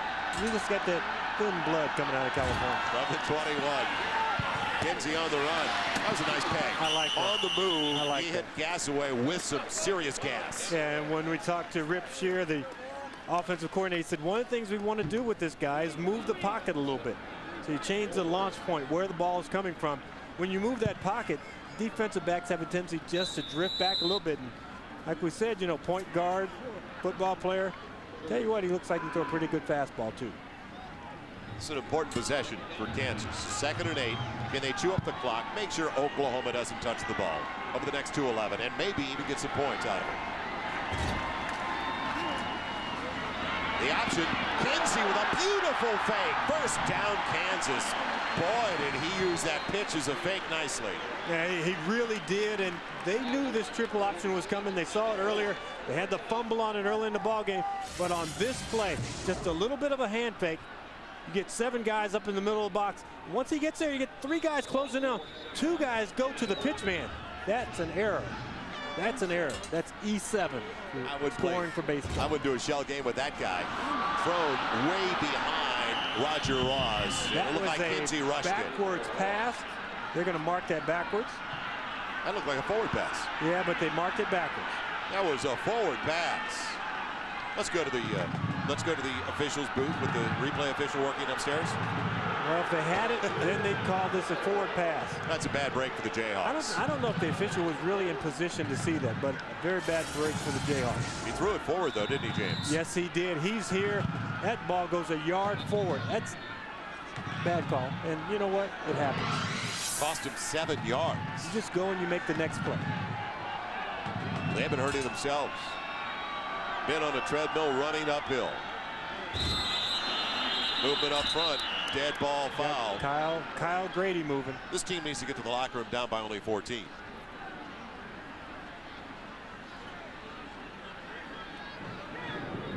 Prior to the snap, false start on the offense. 5-yard penalty.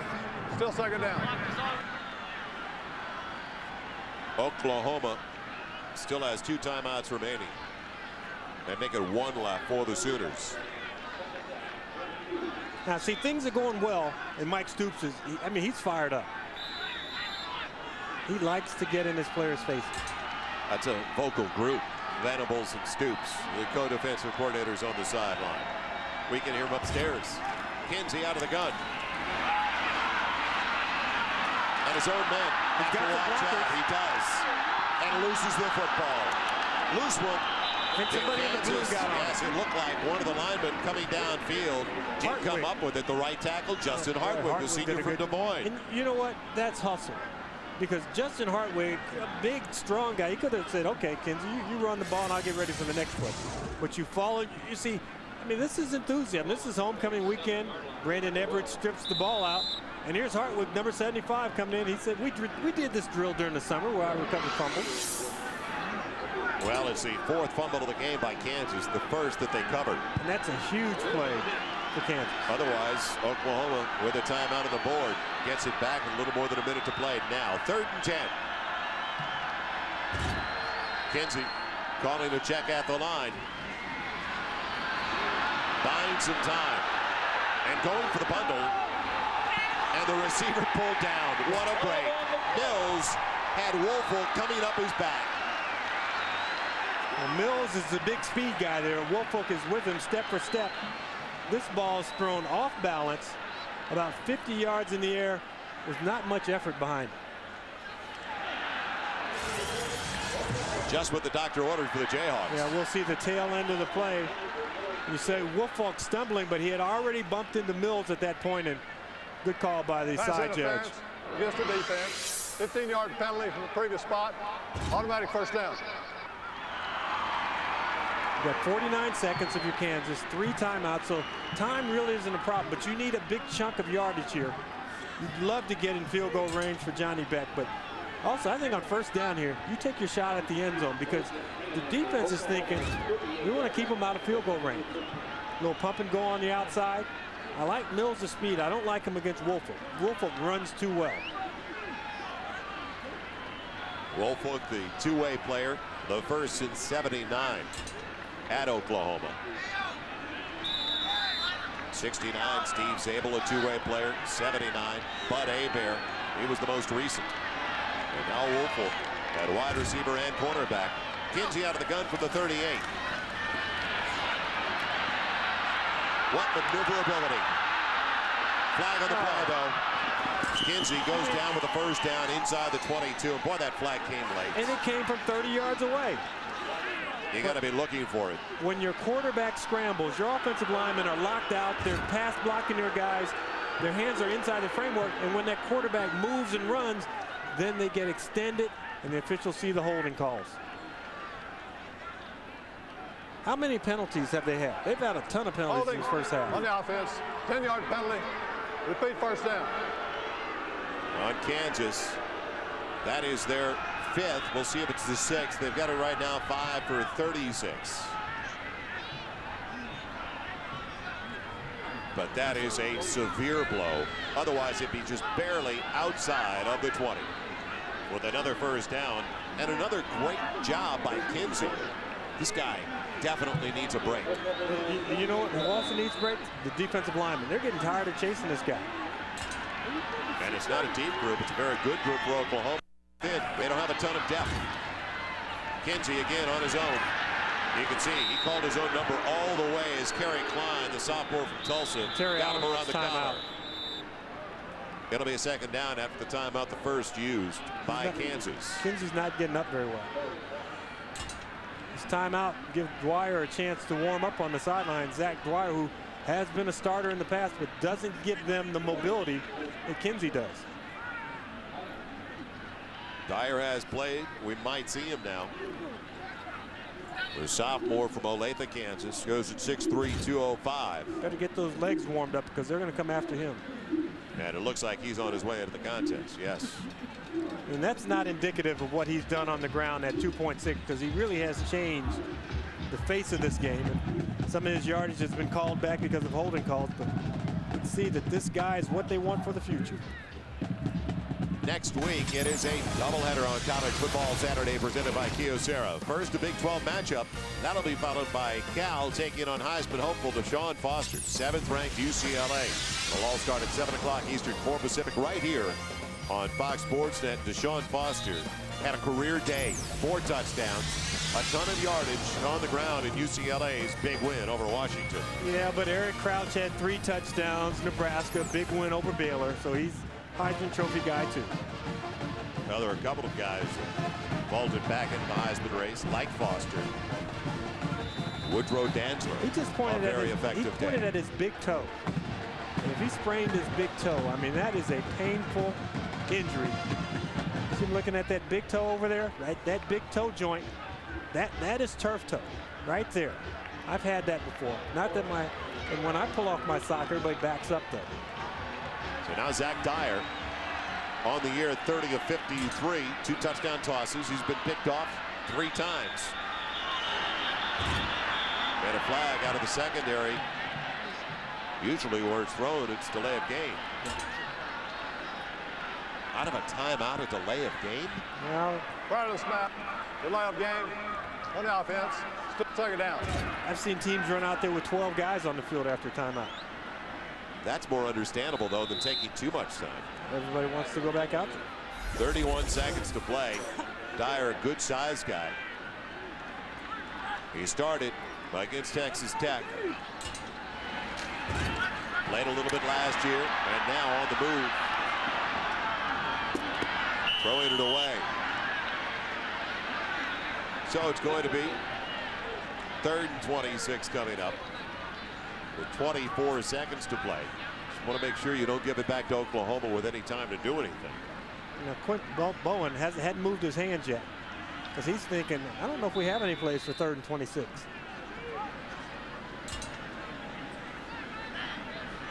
The penalties have killed them. They thought they had a first down outside of the 20.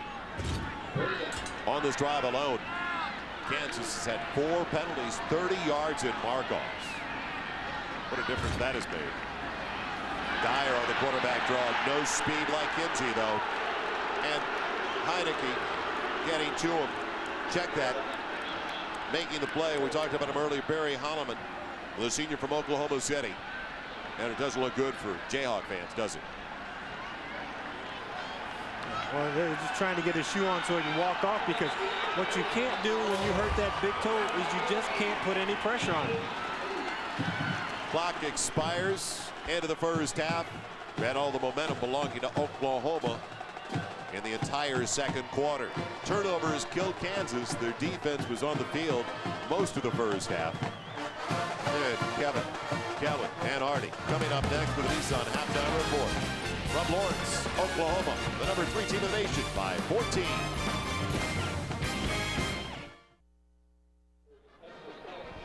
Halftime continues on College Football Saturday presented by Kyocera. Oklahoma with a couple of second quarter touchdowns, leading by 14. Joel Myers along with James Lofton and Eric Clemens, and welcome back to Lawrence once again.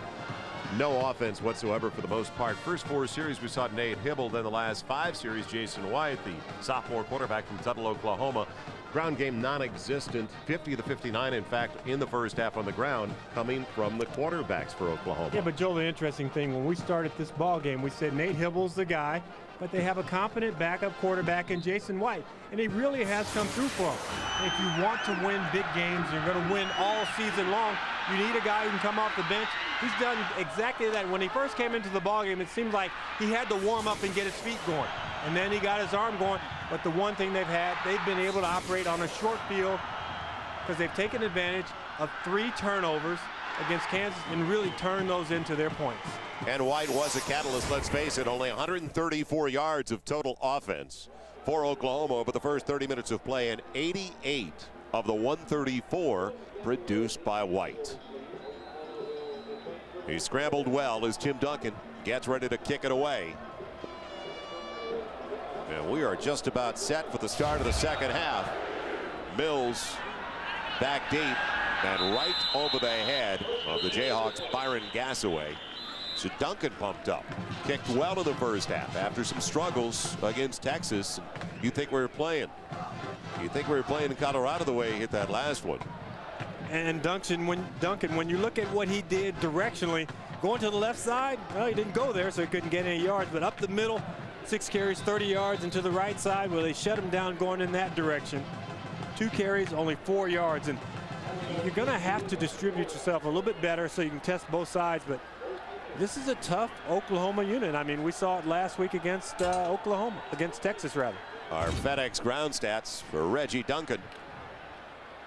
Met a pop again. Duncan right at the 20-yard line. Takes a hit. Everidge, Williams, the great run support, as usual, from the safeties. Roy Williams, the phenomenal junior. Union City, California, first team all Big 12 last year. Reggie Duncan has paid for everything, every touch he has had. It'll be interesting to see what type of mobility that Mario Kinsey has in the second half here.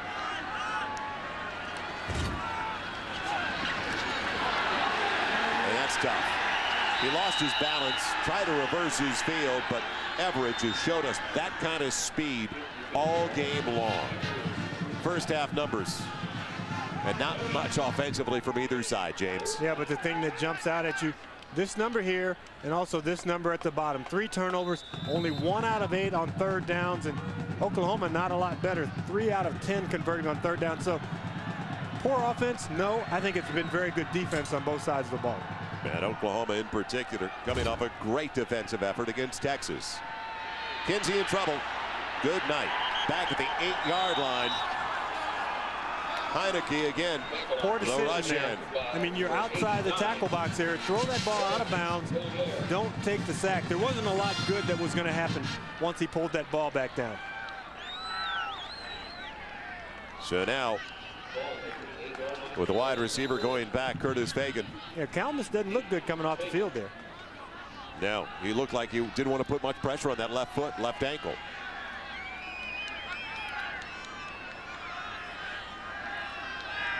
So the punt. And again, a difficult position for the punter. Chris Terrell. He gets a pretty good one. And towards no the boundary. No return. That is the key. Let's check in once again with Eric Clemens. Eric. Well, Terry Allen guys really tried to fire his team up as they came onto the field for the second half. He told me, Eric, we did absolutely everything we did not want to do in the first half. 7 costly penalties, 3 costly turnovers. Obviously, we have to eliminate those, and the offense has to create something in the second half to put some points on the board. They didn't do it with that first drive, guys. No, not at all. And if they're playing with a quarterback that's limited in his mobility, they may want to think about putting Dyer in before too long. And Oklahoma has had a lot of great starting points in all this ballgame. They need to convert this one so they can dominate the ballgame. Right out of the gun. Long side of the field, and almost intercepted. Carl Ivey had a great jump on it. No need to point now. Just catch the football. You know, I jokingly say that's why they play defense. Wide side of the field, long throw, James. Yeah, a very long throw. A nice break on the ball by Carl Ivey. Boy. You know, you have to be sure you're going to get that, because if you don't get it, Mark Clayton's going the other direction with it. Wyatt almost picked off after 2 touchdown tosses. And now in a double move. Almost picked off, and it is finally on the deflection. Davison's got it. Davison outside of his own 10 to the 13 after it was off the fingertips of the other defensive back. So back-to-back plays, and they finally get one. Jamari Bryant, number 4, nice break on this football. Ball's just held and eyed a little too long. See Davison come up with it. The only thing I don't like a lot is it kind of easing out of bounds at the tail end of the play. With such a hard-fought defensive game, your offense is fighting for every yard that it can get field position-wise. Cut this ball back in. You're going up against offensive players that haven't tackled in a while. Get some extra yardage. Good point. They've got it at the 13. It's been a struggle, field position, all game long, and that is the first turnover by Oklahoma. As it's a little too tall for Jermaine Fulton. Just a bit high, but you did a nice job getting rid of it. Don't pull that ball back down, because once you've moved the pocket, what you normally do when you move the pocket, you let the guy who's furthest away from the pass rush go. And that's the guy who's going to chase you and catch you when you stop and change direction. Oklahoma coming in with 18 straight victories. That is the 5th longest in school history.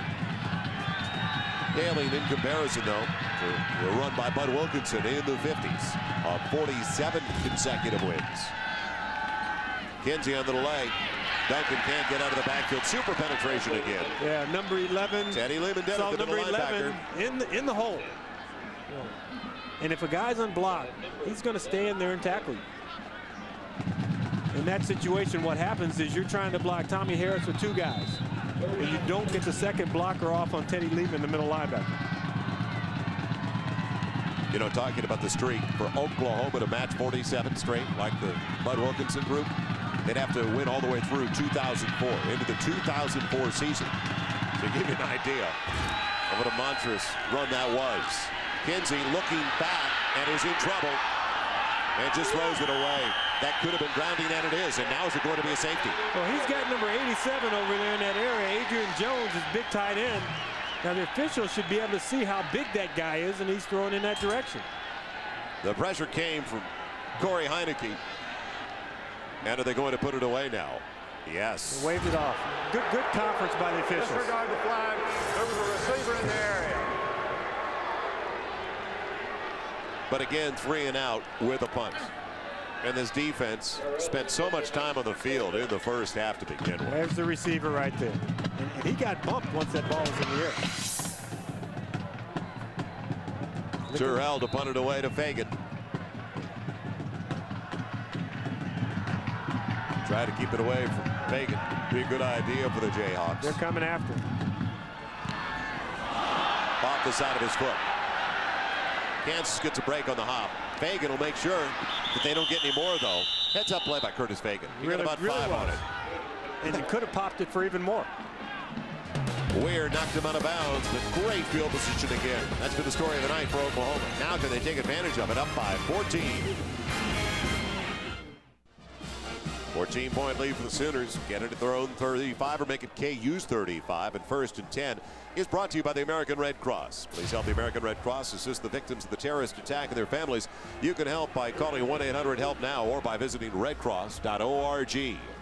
Bob Stoops and his staff told us on their off week they had a car wash, raised $25,000 on their off week for the families of the victims of the terrorist attack on September 11th. Good group, great effort. In the backfield, battling his way, Ronaldo Works. The sophomore from Tulsa. Ground game non-existent for the Sooners, as I mentioned. Only 9 yards from their running backs out of 59 of the first half. Atkinson made the stop. Can they finally get a ground game going after taking over at the 35? Well, you know, they build themselves as a finesse offense, and the ground game works if you can open things up and throw the ball down the field. Gain of 3 from the 32 on 2nd and 7. And not close to his target. It'll bring up third and long, looking for Savage. Let's head downstairs again. Eric Clemens. Well, I'm over here on the Oklahoma sideline, and we talk about their ground game a little bit. And little Quentin Griffin, one of the smallest guys on the field in terms of stature, is one of the big stars. Even people around these parts mention a comparison in stature and style to Barry Sanders, but Quentin Griffin has been pretty much missing from the game plan in this one. Not been out on the field a whole lot later on in the game, so we know he is not injured. There's nobody working on him on the sideline. I wonder what the situation is with OU's ground attack. Only 4 carries, 6 yards for Griffin, Eric. Only 1 catch for 2 yards. For a first down, they get it. Little cross underneath, taking it in. Antoine Savage, brought down by Davison. If you're gonna blitz, you have to get to the quarterback. The quarterback does a nice job at absorbing the blow. He knows he's going to get hit, but he also knows he has to wait long enough, has that ball, molds it in his hands, gets it out before ATN gets him. And a nice job by ATN. Maybe get those hands up, because you're coming free, but you've also punished him. You've already put maybe one quarterback out the game, or apparently the guy just standing on the sideline. That looked real similar to the hit that Hibble took in the late part of the first quarter against Texas. Struggling inside the 15. Ronaldo works. Atkinson again tripped him up. LG Atkinson with the Bell Television's most unique brand of football commentary returns tomorrow. NFL This Morning on Fox Sports Net. Boomer Esiason will take a look at the Giants-Rams matchup on the Cyberstrator. Plus, the gang debates which is worse, being a Redskins fan or being a Cowboys fan. Flip a coin on that one. That's low. NFL This Morning, pre-game show. That's not really a pre-game show. That's tomorrow, 10:30 a.m. Eastern, 7:30 Pacific, right here on Fox Sports Net. Kansas is lucky to be only down by 14. Average field position to start a drive for Oklahoma tonight, the Kansas 46. White calling his own number, the quarterback draw. And he's stripped from behind. Kansas gets it. They've got it at their own 4. On the recovery, Charlie Dennis, the right end. But stripping it away was Dwyer from behind. You know, they do a nice job in clogging up the middle and making Jason White change direction about 3 or 4 times. There's Nat Dwyer coming in, knocking that ball out. Everybody wants to be a running back, though. Charlie Dennis picks this up. They just fall on it. Just fall on it when you're that close to your goal line. So back-to-back turnovers to start the second half. For Oklahoma, starting at their own 49, the interception. Then at the Kansas 35, the fumble by White. Zach Dyer in there. I mentioned Kinsey. If he was struggling, they may want to go the other way, and that's what they've done. We may see Kinsey before it's all over, though. This 2-back look is their option look, their triple option. Taking a pounding. Marshall Childs, a true freshman from El Reno, Oklahoma. A shot at the 5. Yeah, Brandon Moore, number 46, just knifes down and gets him helmet to helmet. Nice job holding on to the football. Fourth time that Kansas has started inside their own 10. If I'm Oklahoma up front, I know I can tee off and get after this guy because he doesn't have the escapability. Dyer out of his own end zone, in trouble, got rid of it. Nobody in the neighborhood, though, and no flag. That looked like more of an intentional one than the one that we saw the flag on from Kinsey. Well, you're going to watch Dwyer and his wide receiver on the outside trying to get in sync, but they're out of sync. 2 wide receivers. Inside guy, he goes in, the outside guy, now he's going in, ball goes out. Smart thing to get rid of that ball when Tommy Harris is closing in on you. And a break that there wasn't. A flag on the play on grounding. Now 3rd and 9. Probably a draw right here. 4 wide receivers set. Dwyer in trouble. Good job to get rid of it. Knocked away by the linebacker. Calmus almost got it. You get one linebacker, Teddy Lehman, number 11, flushing the quarterback. Get great coverage by Rocky Calmus. We all know that Calmus can attack. That time, good pass coverage on the running back, Marshall Childs.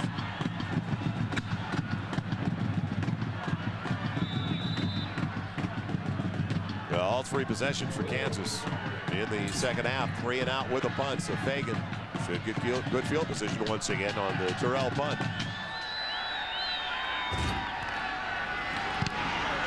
Good protection, and maybe his best yet. Fagan for the 45.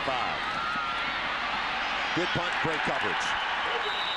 Super hang time. But again, starting in plus territory on the KU side of the 50. Sooners, can they do it finally? Leading by 14. 14-point lead for the Sooners, and for the 6th time in this contest, they are going to start with the football. Kansas territory. Dyer's taken over for Kinsey, a quarterback for Kansas. Kinsey with the turf toe. We saw that late in the first half. Tried to start the second half. Wasn't very effective, though. Still in pain. And White in trouble from behind. And now just wide of where he wanted to go because he had Fagan available. On the cover, Jamari Bryant. You know, when you're getting pressured, you can't see the whole field. You don't have time to sit back there and relax, but Josh Norman runs an out and go. But he's out of the view of the quarterback and just waving that hand over there thinking, why don't they throw me the ball? Jason White now at 9 of 18, 74 yards, couple of touchdowns to the tight end. He's been picked off in the second half. But again, 45 snaps for Oklahoma, 165 yards of total offense. Not a thing of beauty. They are really struggling on the offensive side of the ball. Available out of the backfield, wide open is Works. Inside the 20, he's got a first down, close to the 14, brought down by Carl Ivey. You know, every quarterback who's going to line up in this ball game has a strong enough arm where you can almost throw it through a brick wall. But really the difference in quarterbacks is the ability to loft that ball up, put a little touch on it, take something off of it, and just drop it in the basket. And Ronaldo Works at the tail end of this play. I like the way he cut back, fought for that extra yardage. And the guy cut back in front of was Davison, who I said when he intercepted the ball, he should have fought for that extra yardage. Sets it up. 1st and 10, right outside of the 14. Works, banging it down to the 10-yard line. A little more than 4. So now Works is the guy they're going to. The backup for Quentin Griffin. Works, the sophomore. Griffin, the junior from Aldine, Texas. Dropped by Hayes and ATN. Good size, 6'1", 210. But it is a surprise. Griffin doing so well last year, and he caught 45 out of the backfield last year. He is such a multi-purpose weapon. Right after our matchup tonight, Arizona, Oregon State, we head out to the Pac-10. That is up next on Fox Sports after we leave Lawrence. Tight end, short yardage. Going to bring up third to about 3-4 yards. Good hands by Trent Smith. ATN, the linebacker, on his back. 7.5 left in the third quarter. Remember last year in the Big 12 championship game, Trent Smith caught 8 passes. You talk about a tough physical ball game. And when your wide receivers can't get free down the field, one guy you can always look for is your tight end, because he's going to catch that tough little pass in traffic, help you move the chains. Only 4 of 11 tonight. You see their number on the year. Here's the matchup at the bottom, Trent Smith. Looking that way on the crossing pattern, little turn in, touchdown Oklahoma. The tight end with his 3rd touchdown reception of the night, Trent Smith. That's the hat trick, and that was the best catch of all, because we're all thinking the fade route. Big tall receiver makes that step outside, comes inside on the slant pattern. The ball's thrown behind him. He just puts those big mitts out. It's a nice job catching it. Took some mustard to get it in there, didn't it? Yeah. So all the touchdowns tonight going to the tight end. Duncan for the point after. And Oklahoma has opened things up. Inside of 7 to play in the third quarter. Sooners by 21.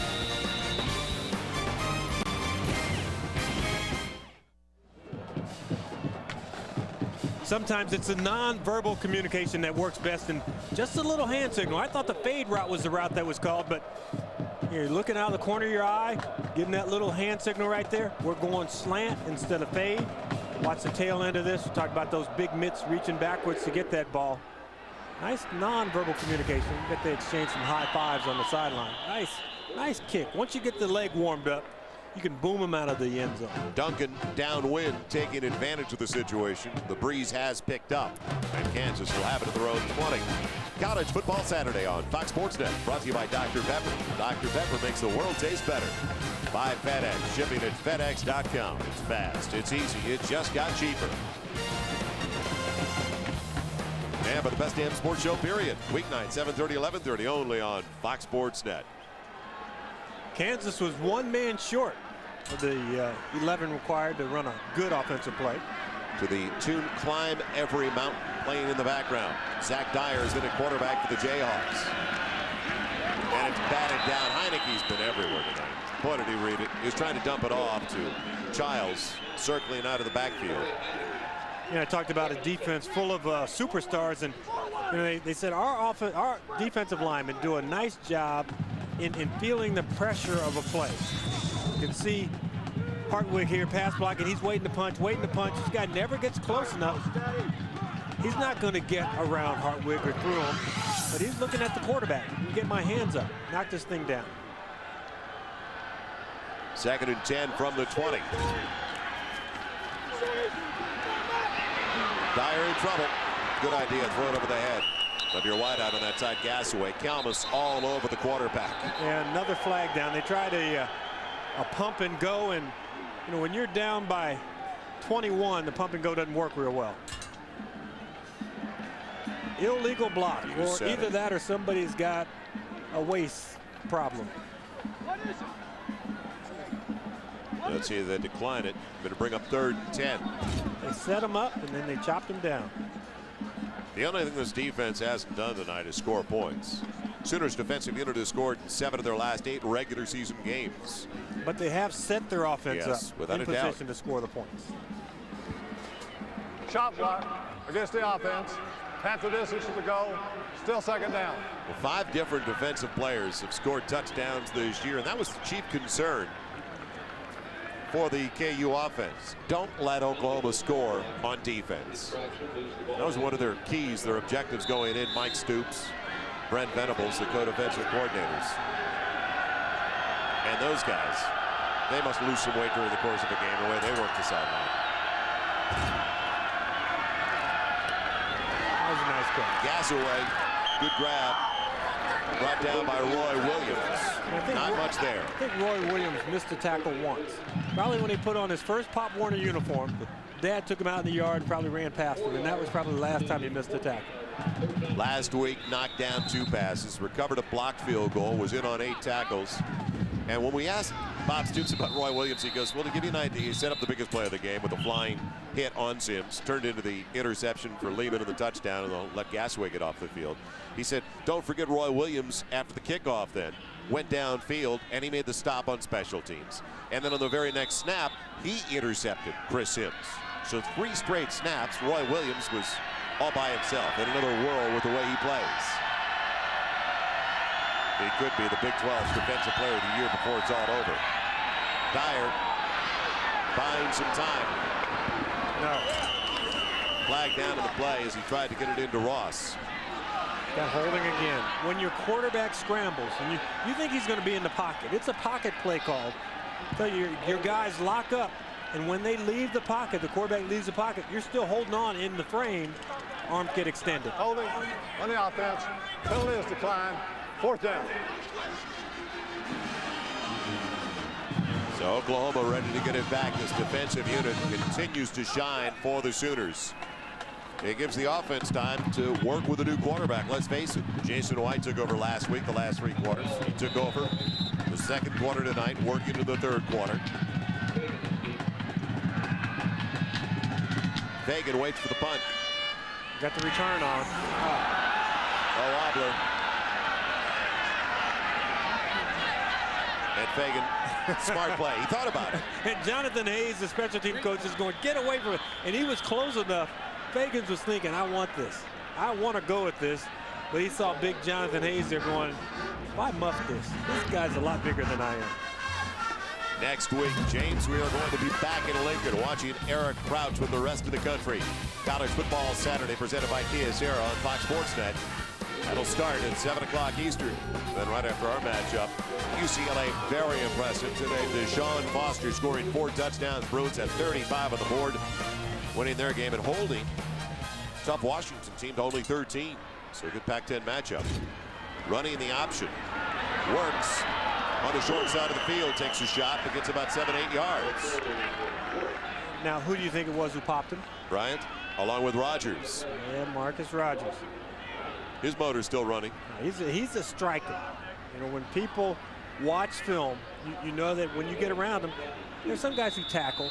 Some guys who tackle, they wrap up, they do a nice job, but he strikes guys. When he hits somebody, they get the whiplash of the head, and they just hope that they get up holding on to the football. He was in on 22 stops last week and 10 solos against Texas Tech.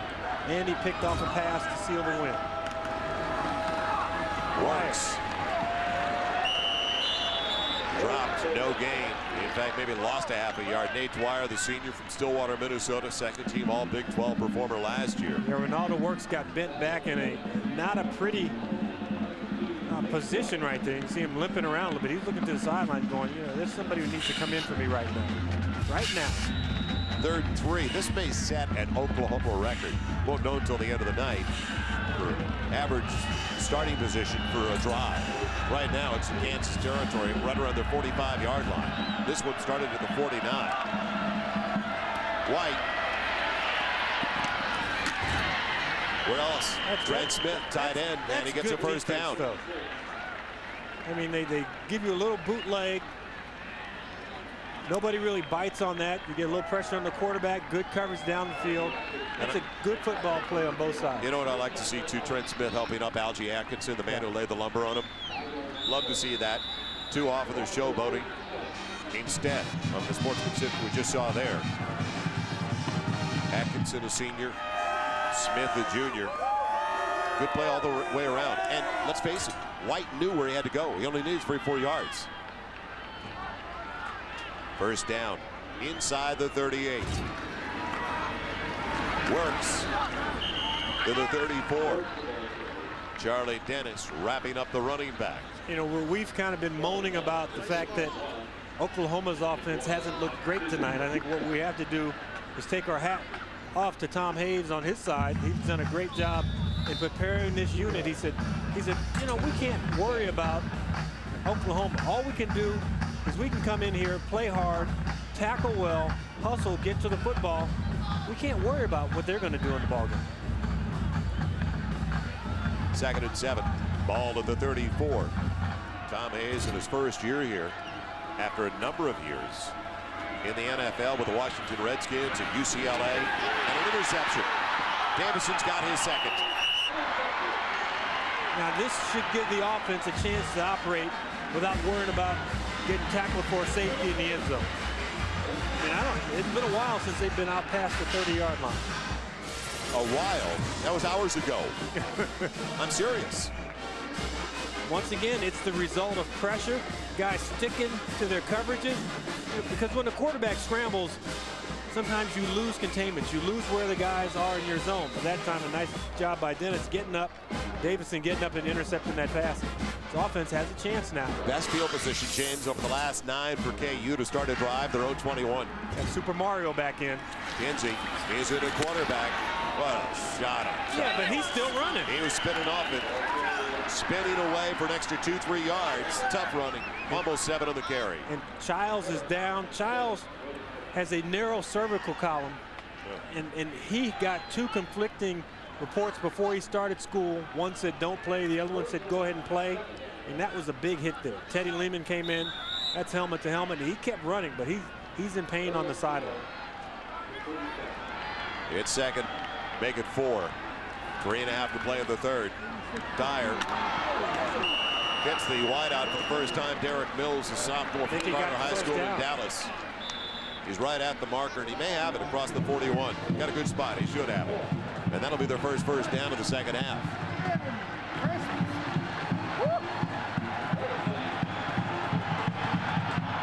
McCoy applied the hit. So it is a first down, and they celebrate on homecoming weekend. Crowd of close to 50,000 at the start of the contest.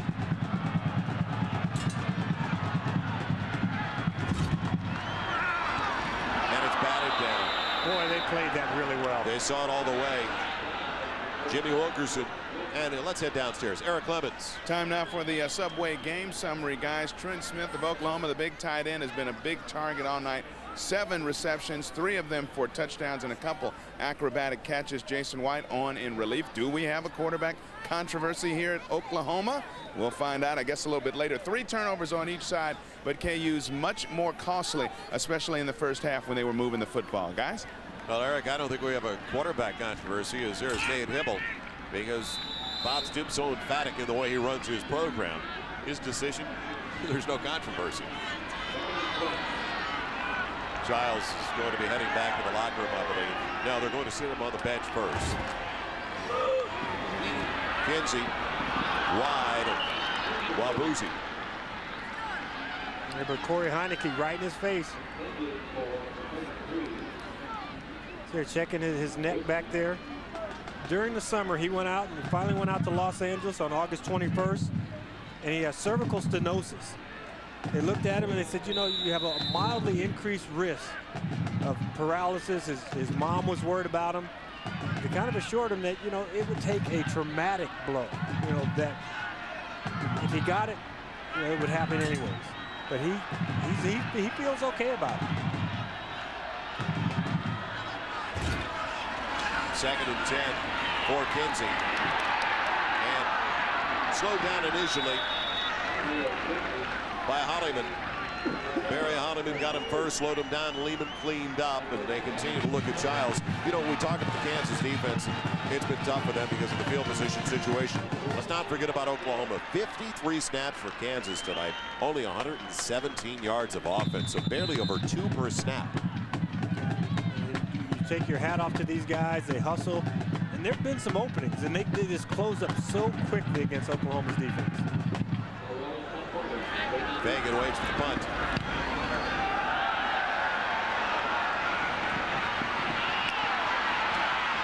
And good got coverage. him on the head. Good coverage right at the 20. Santana Lane, the defensive back. You hear the boom? Yes, the Oklahoma they're fans. down in the Oklahoma end of the field. And there are a lot of Oklahoma fans here, James. Oh, wow.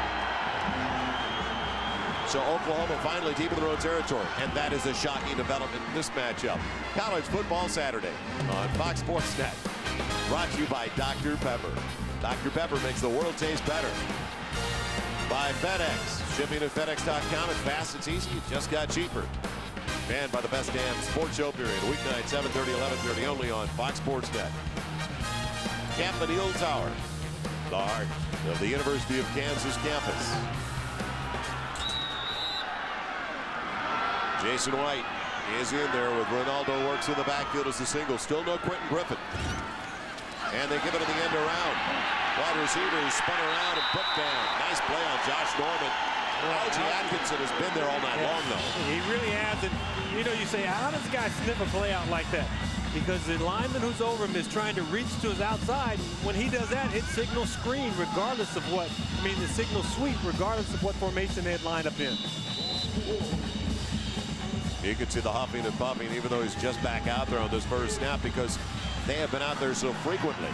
In 5 possessions by the offense in the second half, only 1 first down. Well, Algie Atkinson kind of has that Charles Haley body, tall and long.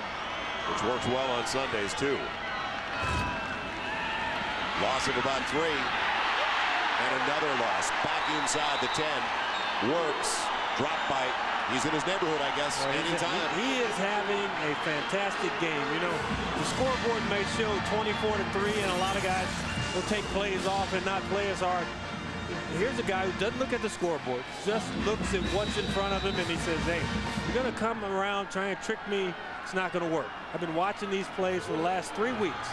We got ready for Texas Tech, and we're ready for you guys.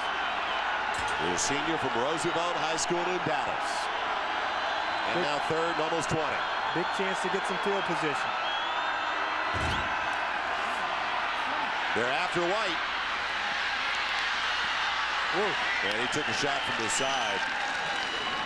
So he got about 9, almost 10. Few pops along the way. Matt Jordan clipped him on the hip. And he gets up very slowly. So a stop, 3 and out. They appreciate it here in Lawrence. Plenty of time left. Got to hold up the gunners on the outside to get a good return.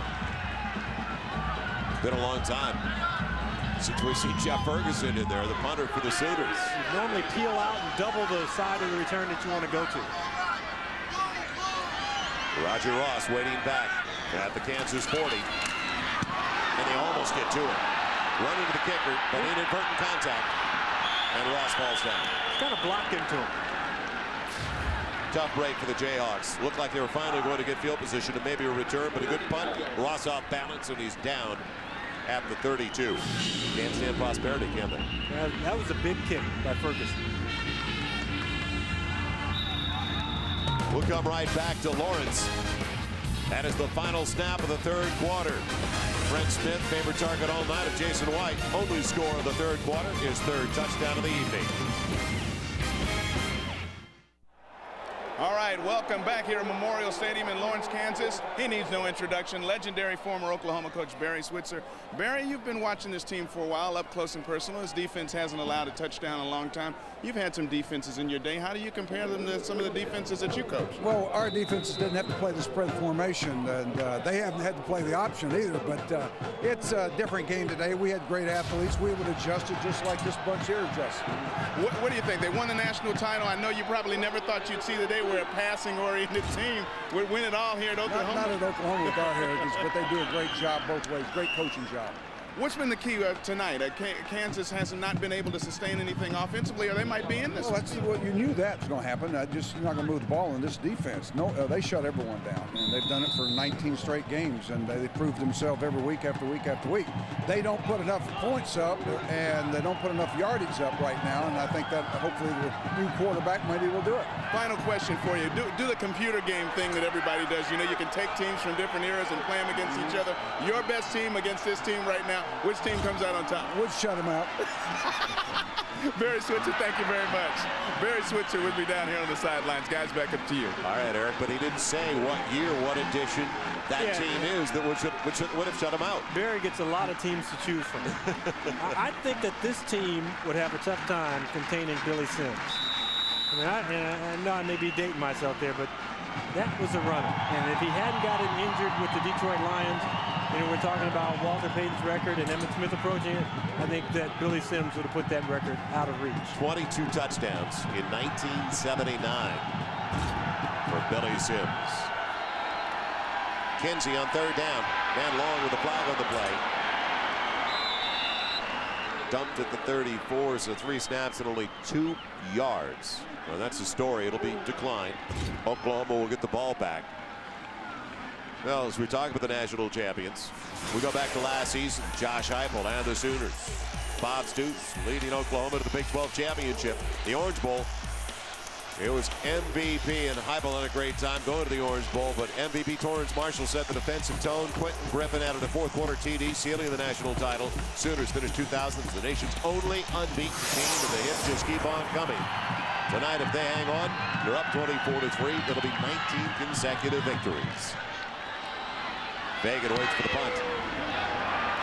And a good one, backpedaling. Fagan will take it at the 18. Down. He was definitely down. Right at the 16-yard line. Well, while we talk about this defense and the offense is going to take over, we'll come back. But this defense has scored almost 30% of the points for the Sooners this season. Offense got 3 to the tight end tonight. Will we see any more?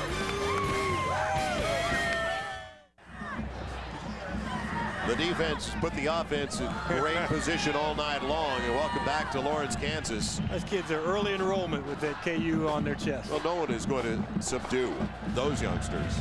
They're not scoreboard watching at all. And I don't think the band's involved with the score either. 16-yard line. The starting point for this Sooner drive. White on the quick one. It went out. You got to all Josh 11 Norman. guys within 10 yards of the ball. That's great hustle from Kansas. Well, the Oklahoma offense, 25 scores this year. 19, though, have come from the offensive unit. 5 defensively. Special teams. And that was the throwback on the trick play against Kansas State on the fake punt. I think people are slowly catching up with this offense. 3 years ago, Josh Heupel just burned up the league. I mean, set all types of passing records.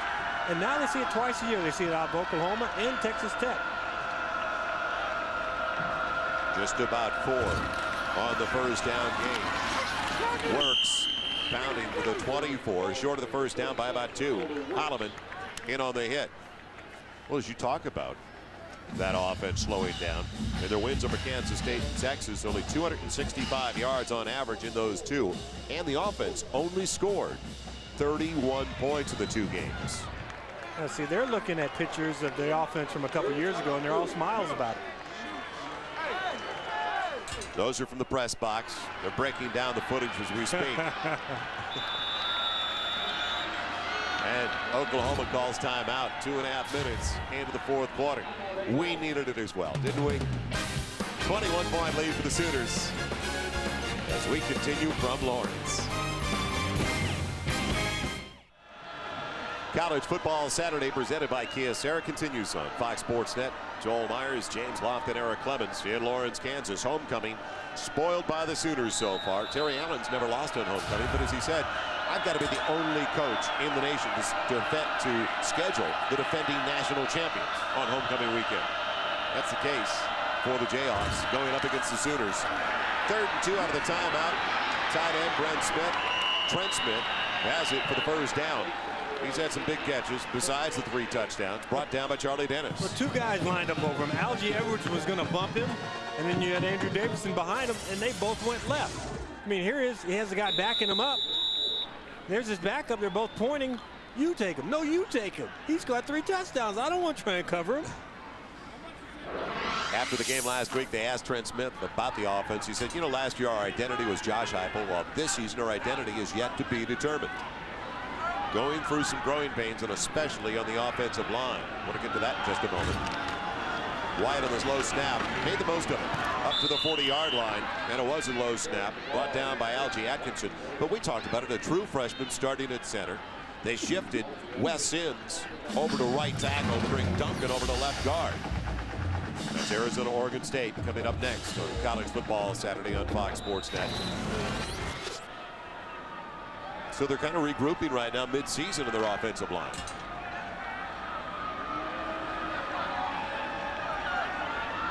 Skinner has been the constant over to right guard. And Romero, the left tackle, 2nd team all Big 12. 2nd and about 4, White again, and he'll get the first down. And very alertly goes down. Got what he needed. Atkinson again sliding close to him. And you know the funny difference between the 2 ball clubs.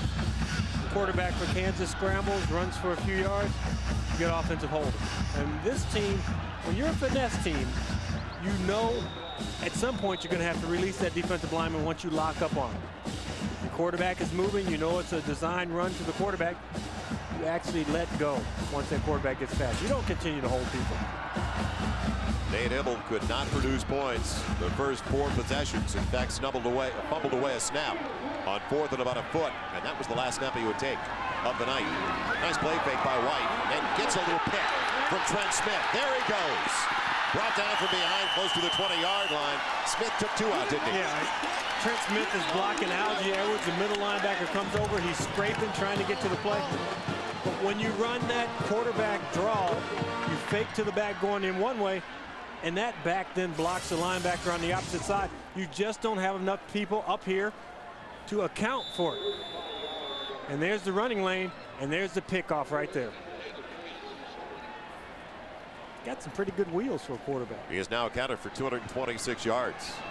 Jason White, 10 carries, 94 yards. 16 of 26, 132 yards.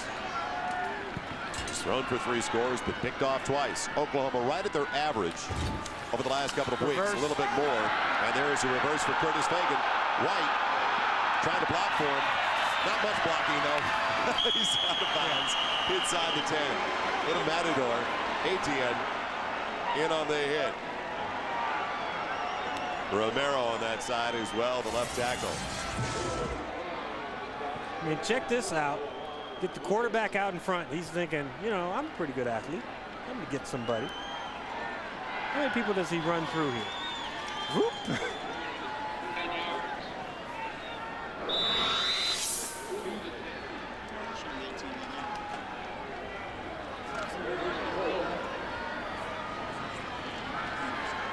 First and goal, Oklahoma. Sooners led it 17-3 at the half. Trying to close the door on the Jayhawks. Works. Shifting on the carry. Brought down by Nate Dwyer. It's been all Oklahoma since the end of the first quarter when it was tied at 3. Kansas has not been a factor. They have generated no offense whatsoever. Credit to this Kansas defensive unit that Oklahoma only has 24 on the board. Well, look at what Oklahoma's done the last 2 weeks. Texas, Chris Sims, the golden receivers, the trio of sophomores they have there, shut down their running game and their passing game. And then bring it on the road up here on a week where everybody thought they may be a little down. Well, they weren't down defensively. On second and goal. Smith again. Touchdown, Oklahoma. His 4th touchdown reception of the night.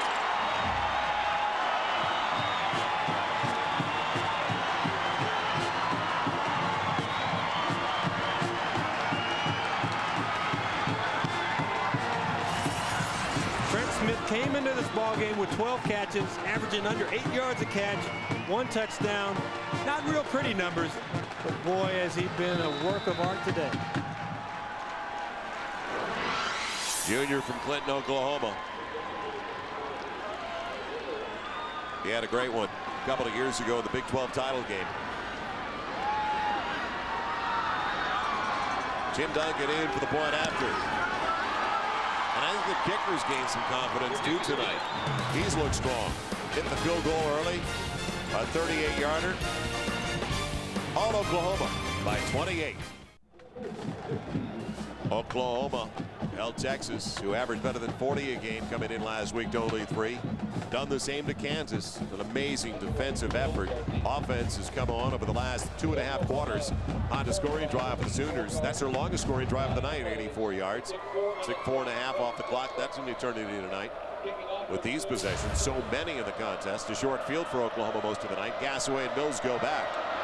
And Duncan into the win this time. It'll be Mills from the 2. Takes a shot crossing the 15 and is spun down around the 18-yard line.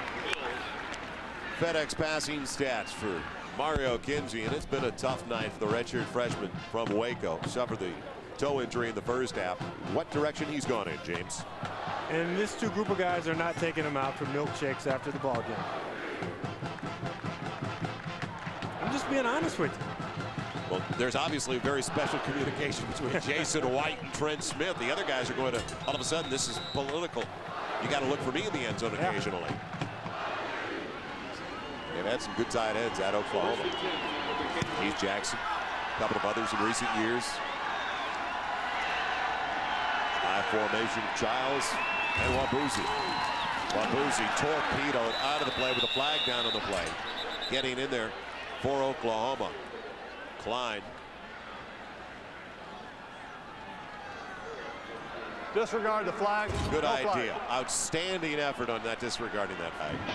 Well, it's the new show everybody's been talking about, the best damn sports show, period. It features a comedian who's a diehard sports fan, a bunch of ex-jocks who really know the game, with sports comedy commentary, constantly updated scores and highlights. What more could you want from a show? Introducing the best damn sports show, period, weeknight, 7:30, 11:30, only on Fox Sports Net. Check your local listings. So they torpedo the play. No penalty. Gassaway gets it to the 22. Tough night for the offensive unit.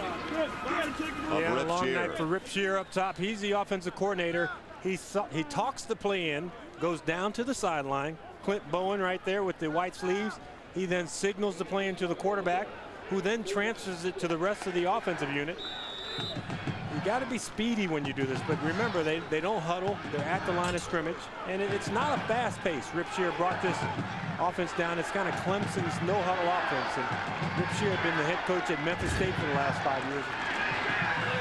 That's a lateral and a double pass. Gassaway hit as he released it. I like the idea.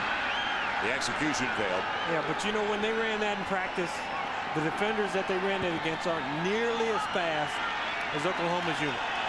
And they got this off. They threw touchdown after touchdown after touchdown. These guys pursue, they fly to the ball, and Rip Shear, the offensive coordinator, said not only are they fast, but they play fast. And by that, they read and they diagnose where the ball is going. And when that ball moves, it attracts the crowd against Oklahoma. Busiest man on the field tonight, Chris Terrell. He's punted it just a few times. You're gonna have to ice his leg. Fagan waiting for it. He'll stay away like everything else, and Oklahoma bounce close to the midfield stripe. Well, looking down the road for Oklahoma, they'll now win their 19th consecutive for Bob Stoops, who will now also be 26-5 as the head coach of the Sooners. Baylor's up next at home.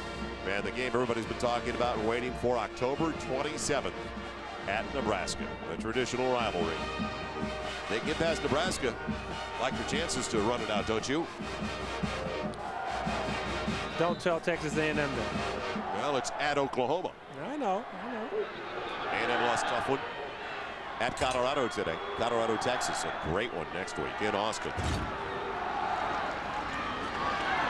Works, doing a great job, maintaining his balance. Boy, coaches love that at late stages of the game.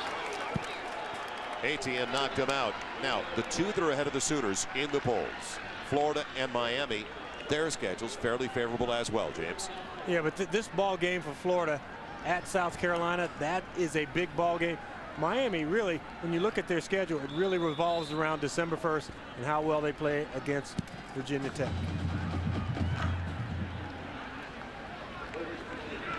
Well, Oklahoma, if they can get past Nebraska, it'll be interesting. Well, the strength of schedule will help out Oklahoma playing Nebraska at number 4. Works again. Nice footwork out of the backfield, inside the 30, down to the 27.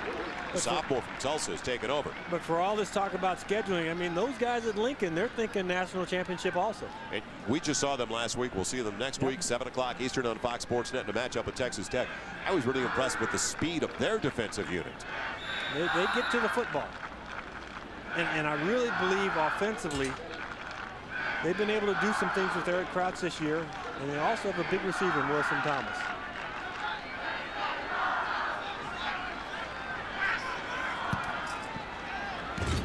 Second and short. Ball at the 27. Oklahoma piling it on now just by simply running it up the gut for the most part. Works close to the first down.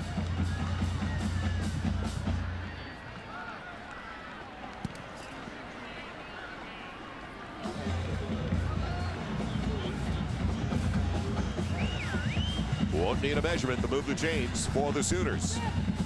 We're led by 14. At the break, 17-3. They have dominated Kansas in the second half. Their defensive unit has been spectacular. Jason White running efficiently. They've been picked off twice. All 4 touchdown tosses have gone to Trent Smith, his tight end. But on the ground is where he's made the difference. 10 carries, 94 yards. Only 1 first down in the second half for Kansas. Works, too much speed for the big guys out of the backfield. They thought they could get a shot at him. Letourneau, the strong safety, knocked him out. I mean, here's a defensive unit that has just been laying it on the line every play, and they're just starting to get a little fatigued, a little worn down. Their offense, a lot of 3 and outs, and they're trotting back out onto the football field, trying to play defense on the short side of the field. And what they didn't think they'd have to contend with was going to be a quarterback who's going to run as well as they have against him. First and goal inside the 10.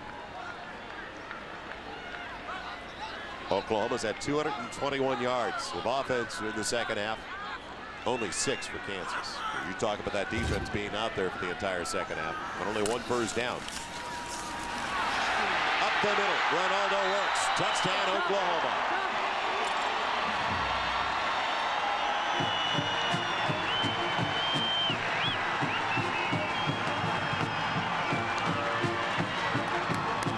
So Works is rewarded 13 carries, 72 yards. And boy, he was untouched almost. Yeah, you move Howard Duncan over there, you get Vince Carter moving. This guy's getting in position and works with the fresh legs going up against a defense that has just gotten a little weary as the evening has worn on. With his offensive coordinator, Mark Mangino. Remember, this is a young squad for Oklahoma. 23 of their 44 of the two deep freshmen or sophomores. They look strong for a long time. Finally, someone other than Trent Smith with a touchdown for the Oklahoma Sooners tonight. Ronaldo Works. Road to the Rose Bowl. I see a Jayhawk on there. Honda scoring drive for the Sooners, 51 yards, almost 2 minutes off the clock in the final 9. Works. White took over after the first 4 series of the night. Nate Hibble. Looks like the sophomores wrestled away. The starting job, gas away Mills, deep again. Mills will stay there. So Kansas back to their own 20, down 38-3. First and 10 is brought to you by the American Red Cross. Please help the American Red Cross assist the victims of the terrorist attack and their families. You can help by calling 1-800-HELP-NOW or by visiting redcross.org.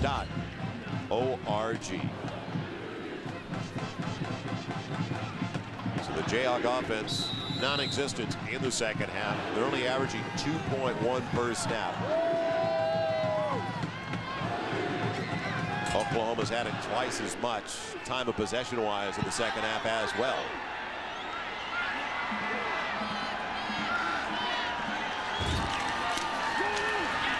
Can't get out of the backfield. Childs, the running back, they lost their speed back, Reggie Duncan. He left early in the game with an ankle injury. Calmus dropped him. And, you know, before we broke away, I was talking about the youth of this team in the two deep, 44 of the two deep and 23 of the 44, either freshmen or sophomores. Good situation for I don't Stoops. think the rest of the people around the Big 12 want to hear that. Good situation for Stoops and the Sooners, and the recruiting. A lot easier after you win a national title. I mean, people talked about the fact that they had good players in here under John Blake, and they've just gotten better players now that they played better. Loss of a couple. Get the 2 back and 2 more for Childs. Takes it about 4 to the 22. Inside of 6 to play in the ball game. We remind you the executive producer of Fox Sports Net is Bill Borson. Coordinating producers College Football Saturday are Roy Hamilton and Gary Garcia. Tonight's game produced by Mike Elling, directed by Ken Fouts. College Football Saturday studio show produced by Loy Maxson, directed by Chip Terrell. And the head of field operations, Andrea Berry. Been a tough night for that young man, Mario Kinsey. Turf toe injury early, but he came back. Dyer had a couple of series in there. Kinsey, wide receiver Ross, wide open. Way to go the distance. Did he get in? Yes. First touchdown of the night for Kansas. 77 yards. They've been waiting on that one a long time.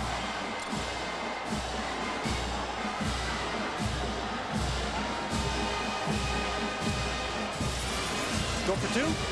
Not enough Jayhawks are out here to see it, though. That's the problem. Yeah, let's see that one on the news tomorrow.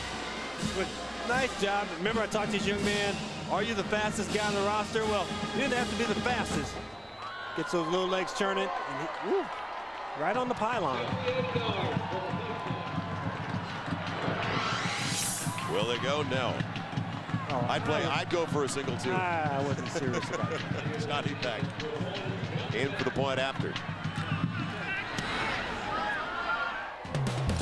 We'll come right back to the final 4:58. Jayhawks find the end zone. Kansas finally gets into the end zone. It took a while. About 55 minutes worth. Too long for Terry Allen and his staff. Came into the ball game 2-2. There are only 2 losses this year. No shame there to UCLA and Colorado. 2 highly ranked opponents. Then 1 on the road. That's been the problem for the program, though, over the last few years, they have not been able to win on the road. Only the 3rd win in 23 tries under Terry Allen in his 5th year. Brought back by Fagan on the short kickoff. Don't rub it in. He's got it to the 40-yard line. College football Saturday on Fox Sports Net, brought to you by Dr. Pepper. Dr. Pepper makes the world taste better. By Kia Sarah, one company, countless solutions. And powered by Honda. Fog Allen, as in Fog Allen Fieldhouse. Ooh. This is tough. That's an old Chicago Stadium. They blew that after each goal. Can't they do that with the fog rolling in? Well, you're not in the city by the bay. Statue of Fog Allen in front of the Fieldhouse. White in there at quarterback, dumping it off. And boy, the tight end Smith is playing like it's the start of the game still. He's got a first down on the 11-yard reception. What a night for Trent Smith. 4 touchdown catches. That grab was his 10th of the evening. It's a handshake from another good tight end right there, Jonathan Smith, former Kansas City Chief and special teams coach. Arizona and Oregon State coming up in Beaver Country. Pac-10 matchup.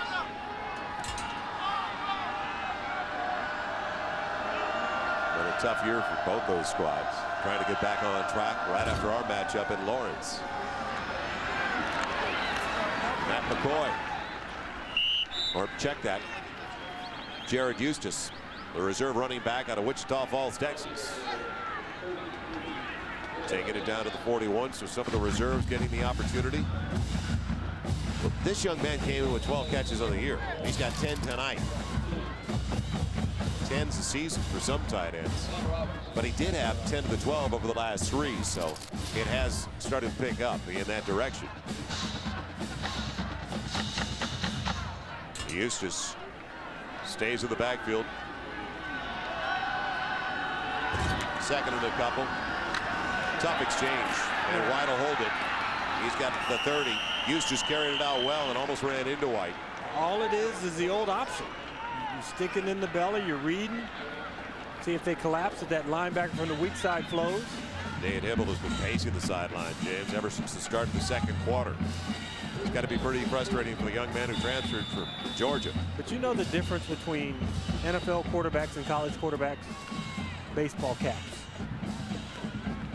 In the pros, the guy can't get on the field soon enough to get his baseball cap on. Here, you know, you're backup quarterback, you wear your helmet on the sideline. Eustace stays in there.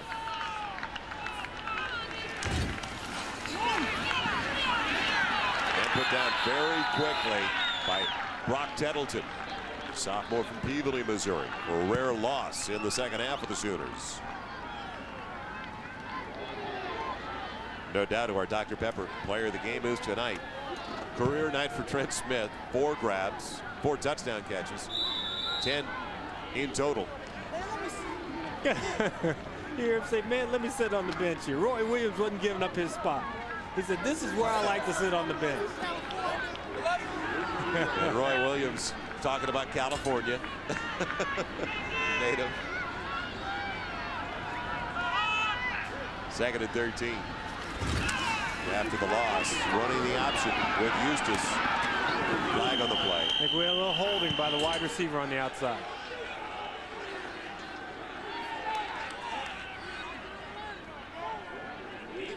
I don't think there's any doubt, though, as Brendan Weir made the hit, that we've seen a change in the direction of this Oklahoma program. Who they're using a quarterback the rest of the way. The scores for Trent Smith.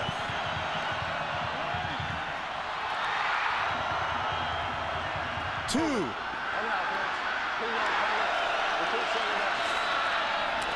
3. 4. I only have 4 fingers on each hand. I'd have to go to the thumb if he gets another one. And officially give him 11 catches.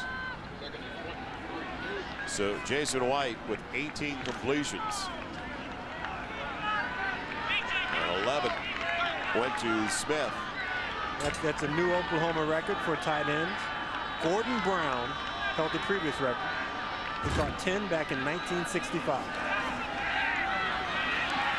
White doing his best, Eric Crouch.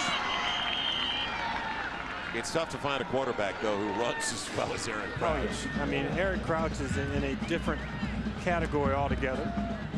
That's also a game record for receptions by a player, 11.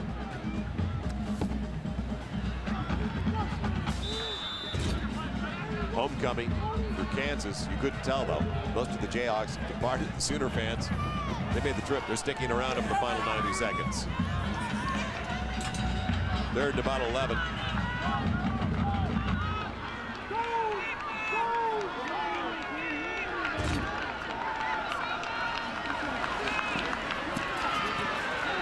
And batted down.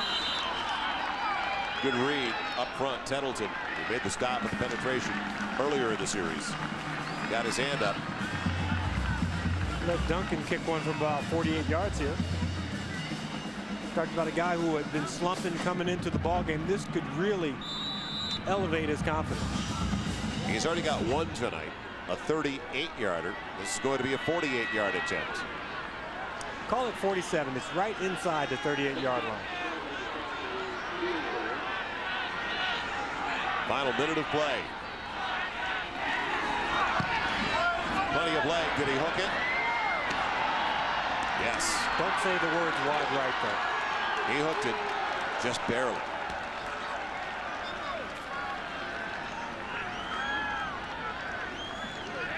The holder, the quarterback, Jason White. Good snap. Watch him turn the laces away. Turn and swing through. He's leaning. Get that lean left. Oh. You and I know the lean well. Yep. It's on the tee box. It's not on the football field. Then our balls are going into somebody's pool in their backyard. Or the woods, and we're not going to find them. Kansas has it at their own 31 for the final minute. Kinsey still in there at quarterback. Oh. There's no question the young man has a gun. He's got some arm strength. There's definitely, we saw it early in the game when he threw 60, 65 yards very effortlessly. Derek Mills, the intended target. You think we might have a holding call? Another flag is down, and it'd be fitting. Final snap of the game. But what that tells you is Should it tells you that the defensive line from Oklahoma charging off the ball. Holding on the offense, 10-yard penalty, repeat first down. Now, you've got to remember, there have been about 4 or 5 easy that have been declined by Oklahoma. Now, if they're going deep every play, would you take this penalty, or would you decline it and give them one less down? I want to get to the locker room as soon as possible. I'm letting you be the head coach. 8 penalties, 61 yards, and if I'm Bob Stoops, I just want to get my guys in the locker room without any injuries. Mario's like he's shaking his head going, no, I don't want to run that. You hear him say, run it? 8-8-8 was the call. He's running it. And Kinsey. If he gets a block from his wide receiver on the bottom, he takes that one to the house. He's shy of the first down. Next week, a couple of Heisman hopefuls. Fox Sports Net College Football Saturday presented by Kyocera. First, Eric Crouch coming off a big day today, and I understand he got another long touchdown run of 90 yards. Texas Tech, Kingsbury, the quarterback, Deshaun Foster going for UCLA. Deshaun Foster with a record-breaking day for UCLA today while scoring 4 times in a 35-13 win over Washington. UCLA ranked 7th in the nation. Now, that could be the final snap of the contest. Maybe one more for Kansas. Every time you say that, it doesn't happen. You say, not final snap of the quarter, you know they're going to throw it, and there's going to be 1 tick on the clock. It's an honor to say it, though, in your presence. They've got time for 3 plays here.